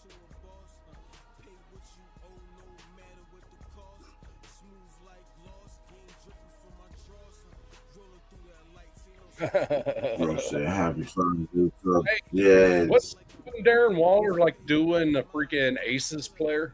Like a Las Vegas Aces player, freaking Kelsey something or another? Kelsey Plum. Yeah. Yeah. Well done, sir. Well done. They were married. I don't know if he's still together or they got divorced. But that was fast. Yeah, they got divorced. Yeah, they were married. Yeah, I think so. They got divorced. I think that was a pretty quick marriage. Like a freaking 1 year bang session and done, Yeah, because I don't think there was many reports even before that they were like talking to each other or dating. Right. You know what I'm saying? Like usually, they were dating for a while, then they got married. It just all of a sudden, gang, he's married to. You know what I'm saying? Like that was quick. So I don't know how that went. I'm not. That's Yep. You know what I'm saying? Oh, Detroit said she divorced his ass because she got some goddamn sense. Lying fake snake. I said, "Sup, my ninja." That's what Hero says. I don't know what the hell that is. Lying fake snake. I said, "Sup, my ninja." I don't even see half that shit. It's like you have Dr. Seuss in the freaking chat, dude. When this dude talks. Yeah, almost like that. Read it like you're reading Dr. Seuss books. I don't like green eggs and ham either. You trying to be like his stick. Look at that. His word there you go. like his. See, See, now he going to the race card again. See, that motherfucker don't learn shit, does he? He calling me white. He has no idea. I'm not white. No idea. He calling me white. He says, I said, also my Chargers players are my ninja, you white Karen hater. Dude, I'm not white, bro. Go fuck yourself. Whose channel is he on? No fucking Liberace over there. Liberace. Lakers for life. What's happening, bro? Elton John, Liberace, name them. Yeah, man. It's I wouldn't grace him with the Stevie Wonder or Ray Charles. I don't grace him with that. I'll give him the Liberace and the freaking Elton John. What's like people y'all got on your side? One reason only.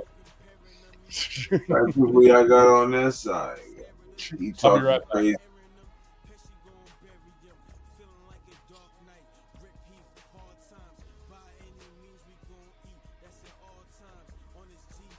I know who that is too. That's funny.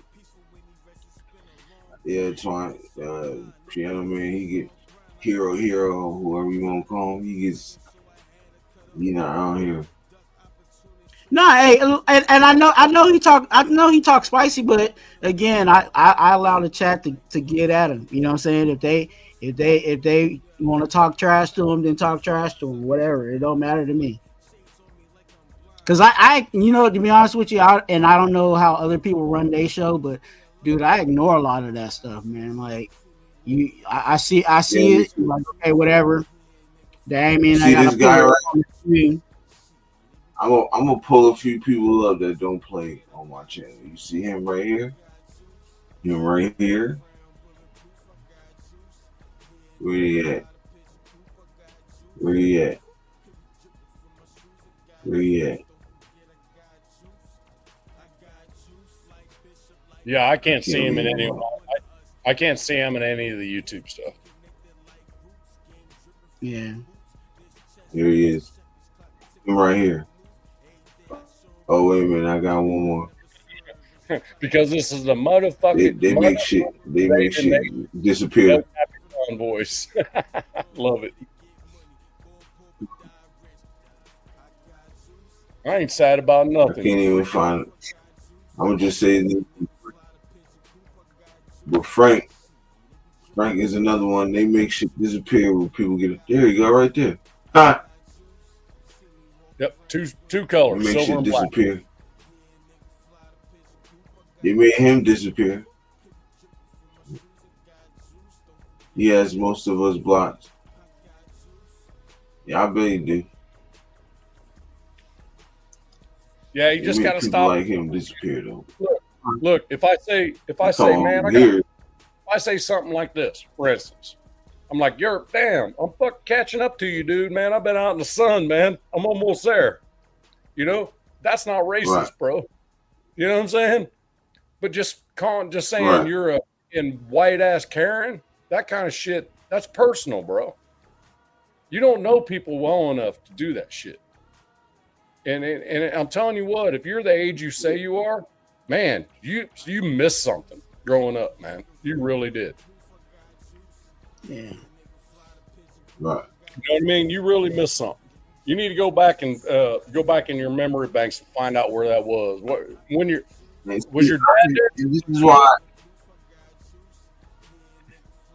Now, you see shit like that, and look, you see this, and then he puts stupid ass shit like this. I'm cool. No, the fuck you not cool, nigga. If you over here saying some old bullshit, nigga, like, why your dumb ass ain't over here? You on other people's channel. You say stupid ass shit. You say insulting shit, and then you say dumb ass shit like this. I'm cool. No, the fuck you not cool. You nowhere near cool. Nobody likes you. Why you not over here? Clown. You're a bum, bro. Straight bum.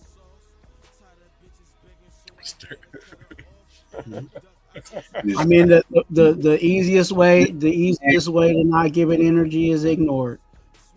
No, I'll tell you. Because hey, I'll say this: when I go on lives and I do the vertical, For some reason, when I do the vertical streams, it opens up a whole lot of new people to my channel, whether they're Raider fans or not. When you're doing it by yourself, you're able to do that when you're by yourself, So there's times in there, and that's why I do have my mods. There is some times in there where they do pull the trigger on guys or whatever, but if they want to be in there and they're giving watch hours and they're, you know what I'm saying, whether they're talking good or bad, it's still affecting the algorithm. You know what I'm saying? It counts as an interaction. So, and that's what I was about to say. That's what I was about to say, Twan. If I would have known that earlier, I would, because my chat loves fucking with. Yeah. You know, it's just the fact that I've blocked him from my YouTube, my personal one, so I can't even. Only thing I can see is when I'm live and streaming, I can see him in the StreamYard, but I can't see him in any of the YouTubes that I go on because I've just blocked him from my chat, where I'm just like, I don't even want to see you, you know. But I can see him here. I just can't respond to him, but I can respond to him now. You're a douche, dude. Just keep on doing what you're doing. Let our chat just freaking destroy you, because that's what's going to happen. Yep. Keep on coming back, man. Good luck. Well, you know, you can't come back over here. I'm a blocking Karen. Hey, how many people have I blocked total in YouTube history and on my channel? Only his stupid ass. One. Only his dumb ass. One. Just saying. And then now he's popping on Yerp. He's like, stop crying, Yor. He doesn't even know how to say Yerp. You see what I'm saying? It's like, you do not want to play with me, I'll get on your ass. Man, leave me alone. Hey, Detroit, you're a freaking Navy military veteran? Me as well, man. Like to see you over on my channel as well. You got a lot of veterans in there.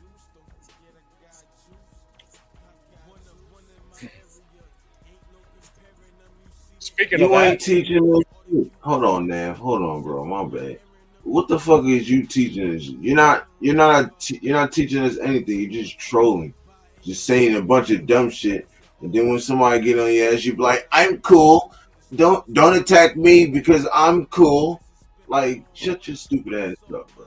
He's teaching us how you can live with your mom, live in the basement, don't have to pay any bills, don't have to work, and just troll freaking Raiders and stuff. But every time I go on Charger stuff, MHRT specifically on Wednesdays, which is the AFC West Division discussion, I never see him there. Why? Right. Jack Kenna's the Raiders rep there on Wednesdays. Look at your reaction to the recording. Shut up. Yeah, do we flip each other's shit? Yeah, but we're respectful. We just give each other a hard time.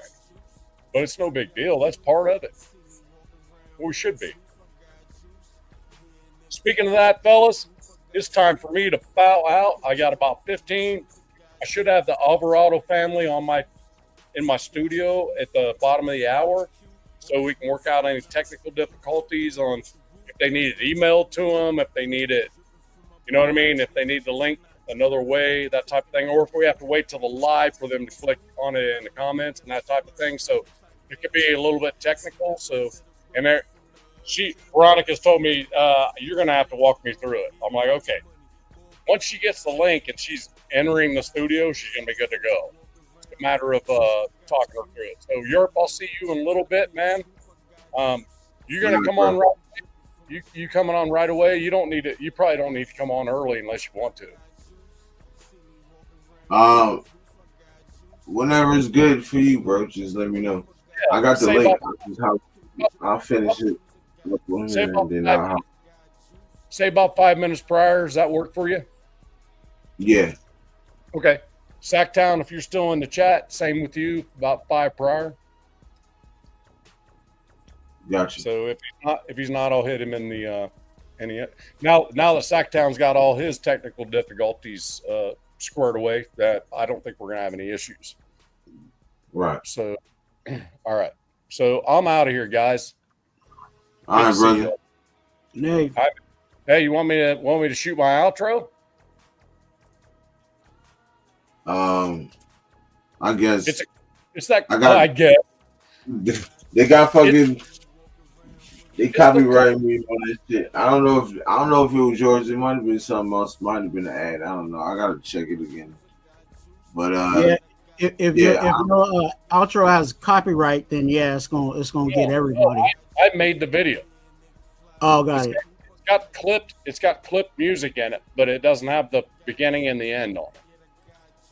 It's quick. You must know what's the name. Yeah, throw your joint in, bro. You got it? I wrote it several times. No, I'm not going to waste your time, man. I'm not going to waste your time. I've got a set on my channel. I need to put it in my playlist. I haven't done that yet, so I can play it elsewhere. But I'm not going to waste your time on that. I'm going to bounce. Hey, Twan, good to see you, brother. Great to see you. Hey, hope to see you on my channel sometime, man. Hey, man. Hey, you got my IG? Yeah. Sure. Yeah, just hit me on IG anytime, man. Just let me know what time, and if I can physically be there, then I will definitely make an effort. Again, I'm trying to work with everybody, so just shoot me the link and tell me what time. Okay. Well, can you pop down that comment to put the my YouTube channel on there? Yes, sir. I got you. Yeah. Just shoot it to me on IG. It'll be easier for me just to do it that way. Okay, I'm just giving you the channel name. It's yeah. Because we're going to go live here in about 40 minutes, and Yerp's going to be on it as well. So we're on it with a family we helped out to get to their kids' Army graduation. So. Oh, nice. And that's going to be their first time ever putting their face on a camera live. So that's I need a 30-minute dissertation with them to probably even get them to able to join. So sounds good. All right. So it's Raider. If you just type in the chat and on YouTube, Raider Shield Family. Well, yeah, that's me, man. Putting it in there right now. Wow. All right. There you go. All right. Hey, folks, see you guys in a little bit. Hopefully I see everybody in that chat, because Yerp's going to be jumping right over there like a freaking quality hooker. And we're going to be good to go. All right, man. Off I go. Right. Yes, sir. Care, right. See you, Twan. Have a good one. All right. Hey, take care, man. All right, brother.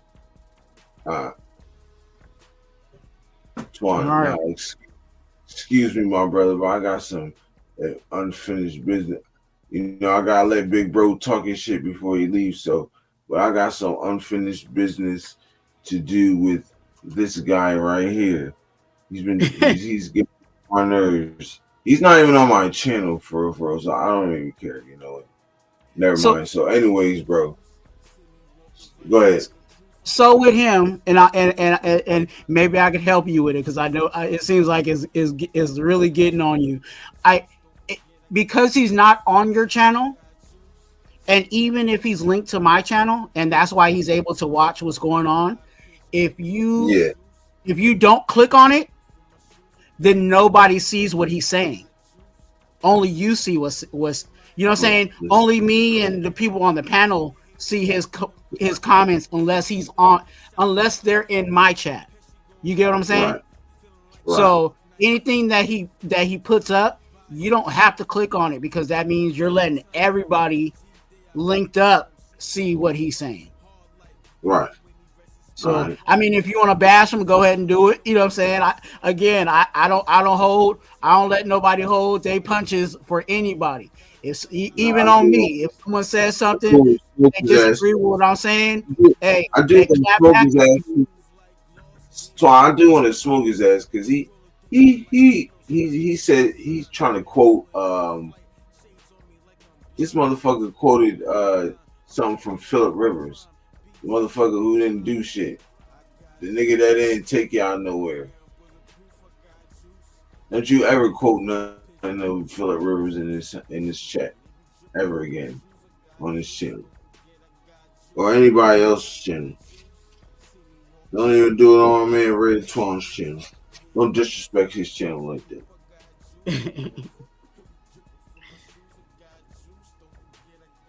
You're a guy that don't know football and you like to troll.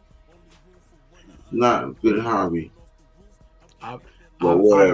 I've had worse in my chat. You know what I'm saying? That I've had to, you know, give them the business. You know what I'm saying? Or time them out. Or even there's one person, and again that was because I did a vertical. It was a dude that I didn't even know.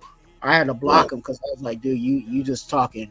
He and I'll say it publicly because it was like on my last live.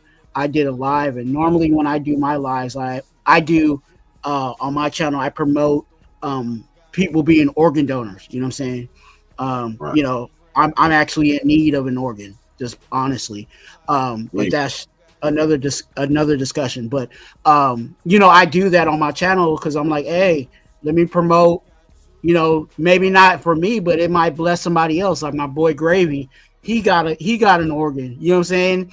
Somebody gave, you know what I'm saying, donated to him. So just giving that, you know, putting it out there. And this guy was like, you know, you over here looking like a tweaker. You know what I'm saying? How you gonna be a tweaker and asking for organ donation? Like he went like hella hard in the chat. And one of my mods, you know what I'm saying, you know, muted him and all of that. And you know, I went through the process and I actually reported him because I'm like, dude, you can't be talking about like there's a line, you know what I'm saying? You could talk crazy about a take or something, but when you start talking about personal, you know what I'm saying, life, you know what I'm saying, and stuff like that, like that's too far, you know what I'm saying? So yeah, he was one of those guys I definitely had to block. Right. Nah, facts. You gotta block niggas like him. I ain't gonna lie, when you first started out, I blocked him. My mind still play. You might last 2-3 words. You might. If your first comment is crazy, you might last another comment. You might not. You feel me? So, that's how my guys do, man. Like I said, we trying to keep it PG, man. Keep it cool. You know what I'm saying? Definitely work on cursing and stuff like that too. So, you know what I mean? Even though my stuff ain't for kids, that should get annoying sometimes. You feel me? Like, no, I get you, man. Yeah. So you know what I'm saying? It looked like you 2 hours in, man. What you thinking about in this off season? What else do you think we need to, or what are you worried about? What are you worried about? Or concerned? I'll say not worried, but concerned about. Losing. That's it. I'm concerned about losing. Because I'm telling you, bro, like if you watch my lives and all my videos, I've been saying this since the beginning. I've been doing this for 2-3 months, going on 3 months now. And the whole time I've been saying that, our coaching staff is going to be the reason why we have success. The players we got, like you hear them being raved about, you know what I'm saying, and not just the first couple of rounds, like 1 through 7. You feel me? Like everybody's being talked about, everybody's contributing, and you got that competition. That's what we needed. You know what I'm saying? That competition. We needed we needed coaching staffs that's going to be able to develop. I'm pretty sure, a lot of people just don't agree with me, but I'm pretty sure you're going to agree with me too, Twan, when I say that our last couple of regimes wasn't able to develop our young rookies and young players. Right or wrong? You're right. So, that's why I'm saying, like, with this regime, you get a whole totally different vibe. It's like everything shifted. You know what I mean? and you can feel the energy. Shit, hell, you can feel peace energy just watching his little videos pinning. He's over here wrestling with the guys and pinning them and running, and he got the gloves on. He, you know what I'm saying? He shooting hoops. Like, you feel that energy, bro. That's good energy right there. And I don't care what anybody say. Everybody kept trying to talk about his age. Oh yeah, he's 70 this, he's 70. I don't care about nothing. He got more energy than your whole coaching staff. Period. Can't tell me nothing about that guy, man. And he's been winning everywhere on all levels. You know what I'm saying? If he was coaching high school, he'd win there. You know what I'm saying? So I'm good. Like I think we're gonna be fine. We just gotta wait till the preseason starts, and that's what I'm really able to evaluate and tell you more about it. You know what I'm saying? Is this you right here, the Nightbot? Yeah. That when I go live. No, that's legit. It's legit. It's on my end. It actually helps me. It puts stuff up for me, like, like that one is the hit the like button. You know what I'm saying? So yeah. Nightbot's me. I didn't even know what it was. I'm like, Nightbot. Wait, I thought it was another sub. No, I wish Nightbot was sub to the channel, you know what I'm saying? But Nightbot be putting in work for me, you know what I'm saying, helping me out. Because again, a lot of the times when I do go live, I'm by myself, you know what I'm saying? I don't do a lot of, you know what I'm saying? I do more solo shows than I do, you know what I'm saying, a whole bunch of open panel shows. You know what I'm saying? So yeah, Nightbot helps me out. Even with my mods, sometimes my mods are not always, available because of their schedules. So Nightbot kind of helps them, puts it in the chat. Like that one is be a subscriber. I have one for my Cash App and Venmo. And then I have little triggers that I can type up that will put up stuff. So I have a donation or exclamation DON that is for the organ donor, you know what I'm saying? So people can click on that while we're live. And then I also have another one where I do exclamation point pray, and that's actually my IG, because I also if people want prayer for whatever's going on in their life, they can hit me up on IG, send me a DM, and then I could pray for them, you know what I'm saying? And that's not I'm not saying I'm higher. I'm not saying I'm better than anybody else. I'm not saying, I'm the most perfect person in the world, but I know, for myself that there's people that prayed for me, and that's why I'm here today. So if I can be that for somebody else, pray somebody and, pray for somebody to help them get a job, pray for somebody for their health to get better, then I'm willing to do that, especially for the Raider Nation, because I have nothing but love for the Raider Nation. Facts. We appreciate everybody for the comments, man. They showing love, brother. They showing love, man. That's a beautiful thing, bro. For real. So yeah, man. Like, I really hope everything work out for you, bro. Like, yeah. You know what I'm saying? The good people, good folk out there, man. There's, you know what I'm saying? Like, you good folk, you know what I'm saying? Like I said, I used to see you on Gravy's, y'all, like a couple times and shit. So I'm like, yeah, I rock with you. Like, I watch some of your stuff. So, man, salute to you, bro. Appreciate you, man. Like I said, bro, I hope you get what you're looking for, man, and you meet your goals, bro. Oh, you know what I'm saying? I think everybody has same with you.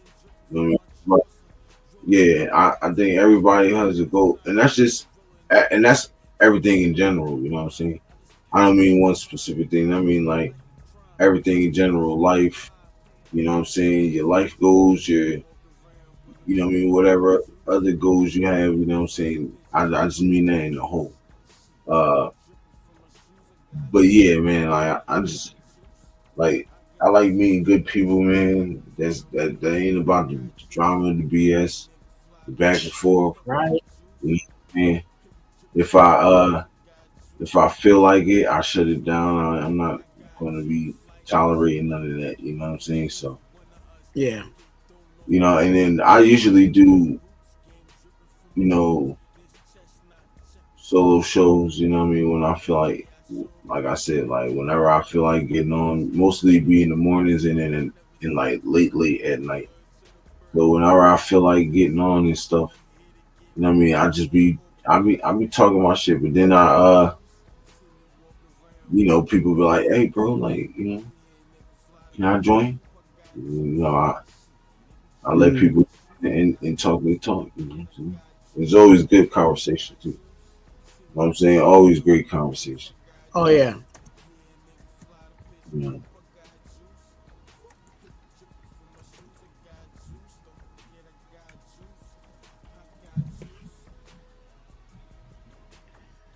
Yeah. So, hey, you know what? Hey, bro, I'm actually gonna take off for. You know what I'm saying? I got some stuff I gotta get into today. I actually gotta work on a live tonight. I'm gonna be doing a live probably around 7 o'clock tonight. So I don't know what you got planned or whatever, but definitely you can definitely come on and swing by, man.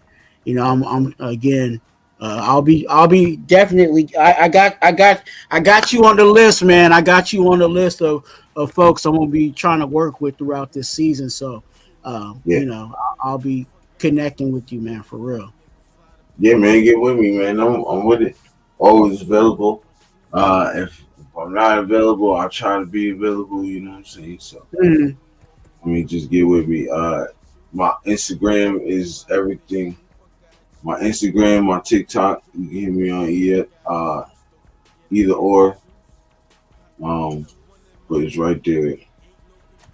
Ty Junior _ podcast. So yeah. So if you want to hit me up on there and just Okay, Ty Junior. Actually, let me do that right now while we on here. I like to be about that. Yeah. Let me type it in, Ty Junior.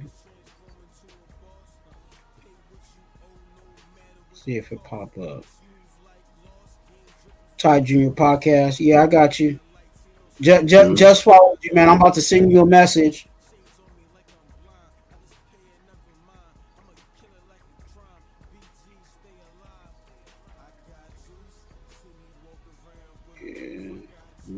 If I could spell right. Yeah, I just followed you back. Yeah. For sure. Hey, but yeah, I'll be in touch with you, man. We'll work for sure. And again, if you need me to come through and pull up, just shoot me the link like everybody else. Let me know what time, and I will be there if I can.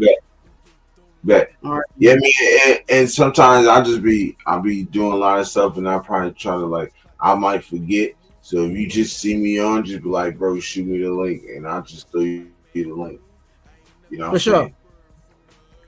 Yeah, for sure. But I appreciate you pulling up, man. For real, it means a lot, man. Chat, y'all give it up for my man Twan, man, Raider Twan. Y'all make sure y'all sub him up. You know what I'm saying? Hit that like button. Same thing. Hey, congregation, y'all know what it is. Go ahead and holler at my boy. You know what I'm saying? Get them right. You know what I'm saying? Get them right. You know what I'm saying? Hit that subscribe button, hit that like button.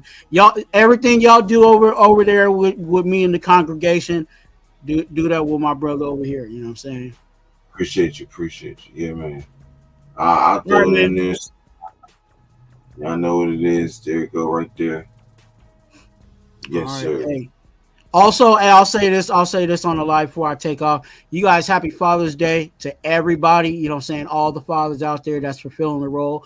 I extended further You know what I'm saying? And this is just me. I extend it to all the brothers. I extend it to all the uncles. I extend it to all the, you know what I'm saying, all those that may not have physically birthed children, but are taking care of children, you know what I'm saying, or taking care of their little brother or they whatever, their nephew, and playing that father role. If you're playing that father role, I want to say happy Father's Day to you. Also, along with that, I want to say happy Father's Day in respects to those that are not here, our fathers that are not here. So, you know what I'm saying? So, if you're struggling with that, again, hit me up on IG. You know what I'm saying, and we can talk about it. You know what I'm saying. If this weekend is a little tough for you and you need somebody to talk to, I'm here for it. Hit me up on IG. And also, again, if you want prayer for that situation to help you get through, definitely I'm available for that too. So yeah, thank you, man. I will catch you on the next one when no we problem. do connect for sure. You take it easy, man. All right. All right.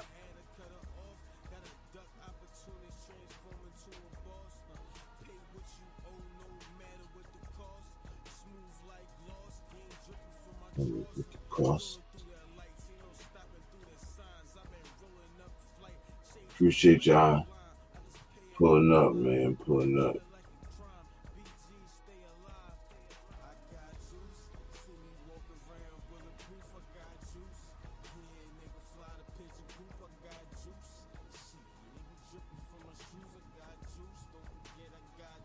My man Billy in the building. What's happening, bro? Appreciate you pulling up. I'm about to hop off in like a couple minutes.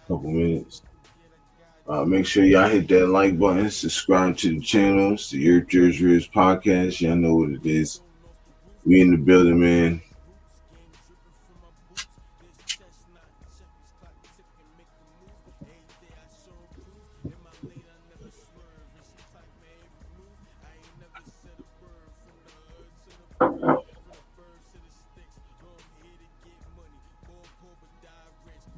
You know it's already lit, Rose.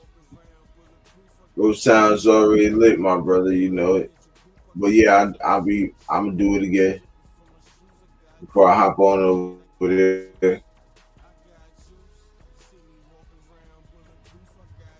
Angelo said, "Good show, bro. I appreciate you, bro. Thank you. Y'all make sure y'all hit that. Y'all make sure y'all hit that like button, man. Subscribe to the channel if y'all haven't already. You know how we do. Your happy Father's Day, man, to you. Hey, happy Father's Day to y'all too. Also, everybody that's a father in the chat. All the fathers in the world, everybody. The one that's down, the ones that's up, the ones that's around, the ones that's not. Happy Father's Day to y'all. And it's always love. It's always love.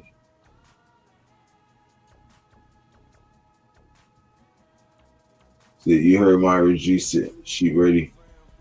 Shit, you know how it is, bro. You know how we do. Let's get it. Let's get it.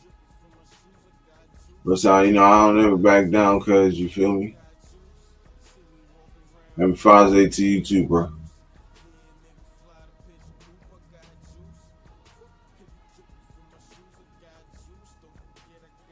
So I'll be back.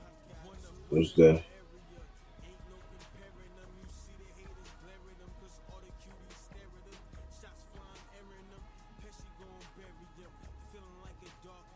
Frank, what's happening, bro?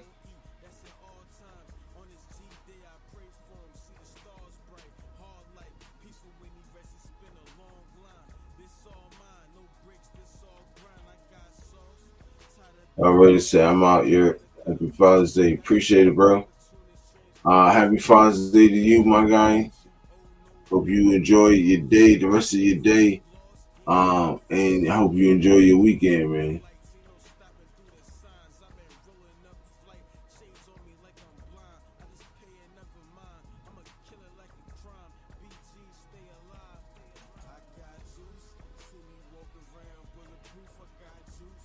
You're happening, bro. 400 plus.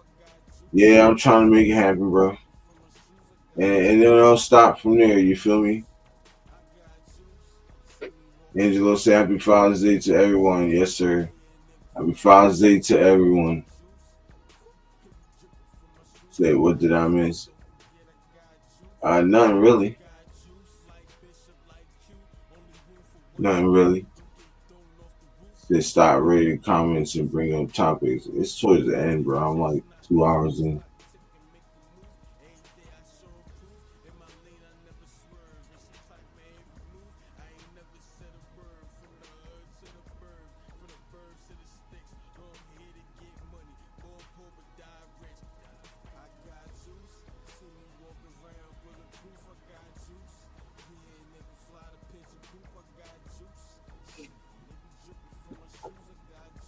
Shout out to everyone, though.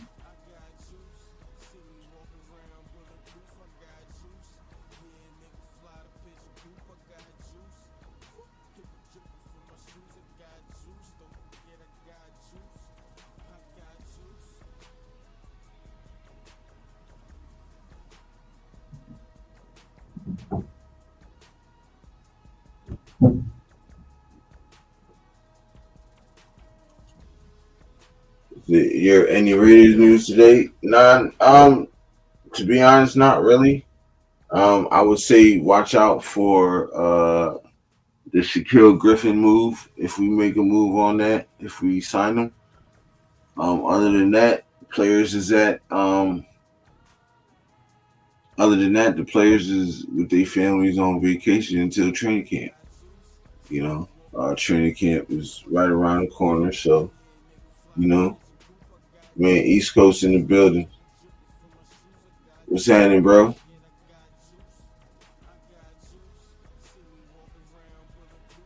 Yeah, but that's really basically it, bro. You didn't really know nothing major happening.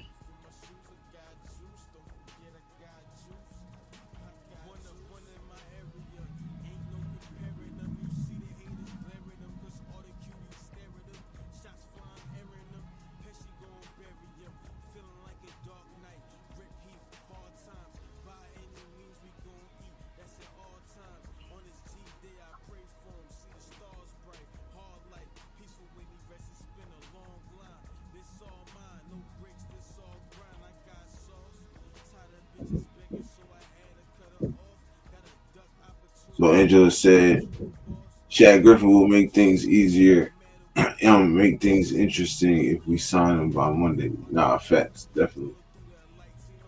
Let him go over the playbook and whatever and get right. So, yeah, I agree, Angela. East Coast said, just got back to the crib or word. That's what's up, bro. Yeah. I don't know what I'm finna do after this. I'm about to eat something and then hop on Nams. Billy said, Europe, thanks. You know I got you, bro.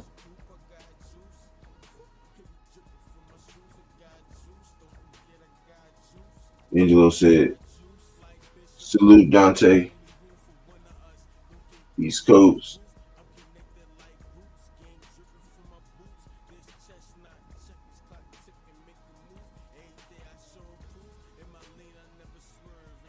We definitely need to add them. Yeah. I actually like the move with the numbers from last year.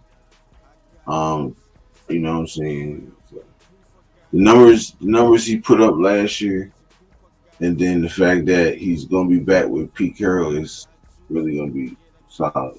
I think it'd be a solid pickup.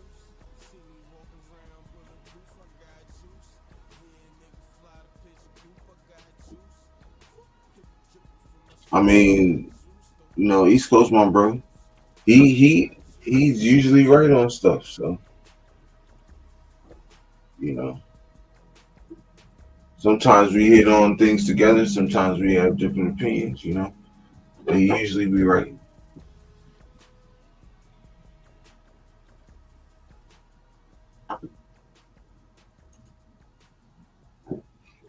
My man Billy said, "Europe, take care." In the chat, let's go Raiders. Yes, sir. Appreciate you pulling up on this, Billy. Thanks for pulling up, bro.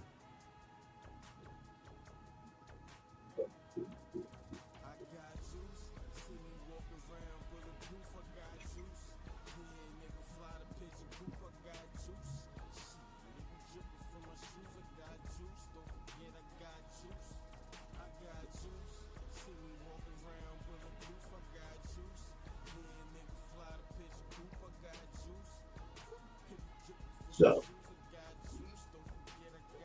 but yeah, man, salute to the chat. In the building.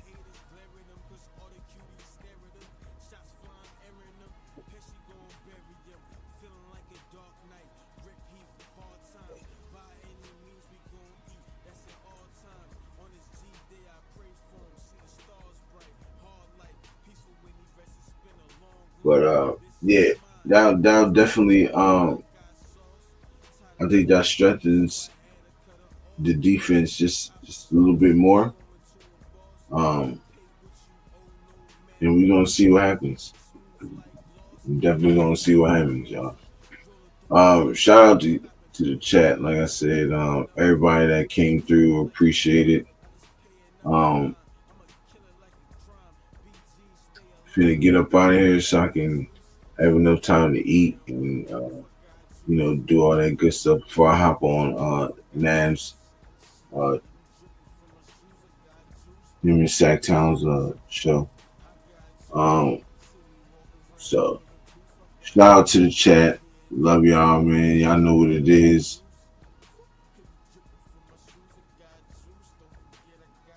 He said right corner, Stokes, Porter, Humphrey.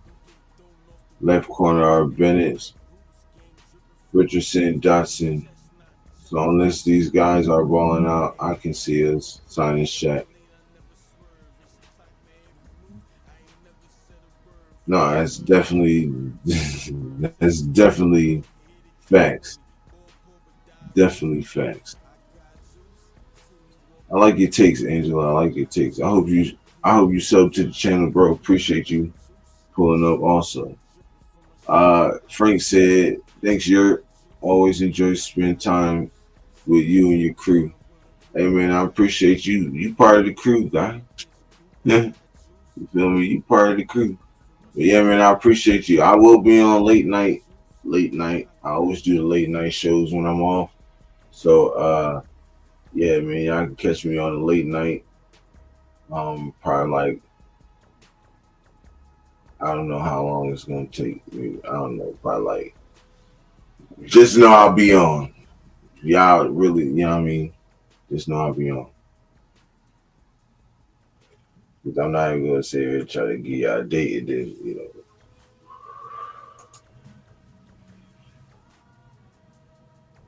Rita Transplant Angelo said, I subscribed. I appreciate you, bros. Much love, brother. You're crazy. I'll jump on with you anytime, brother. I like Dante from East Coast Grind also. Yeah, that's my bro. That's my guy. You feel me? Shout out East Coast, you know what I mean? I hope everybody who got sense like Angelo and everybody in my chat. Go sub to my bro channel. East Coast Gridiron. You know what I'm saying? But anyways, let me get up out of here, y'all. I appreciate y'all. Y'all know what it is. With that being said, your Raiders. And we out. Appreciate ya.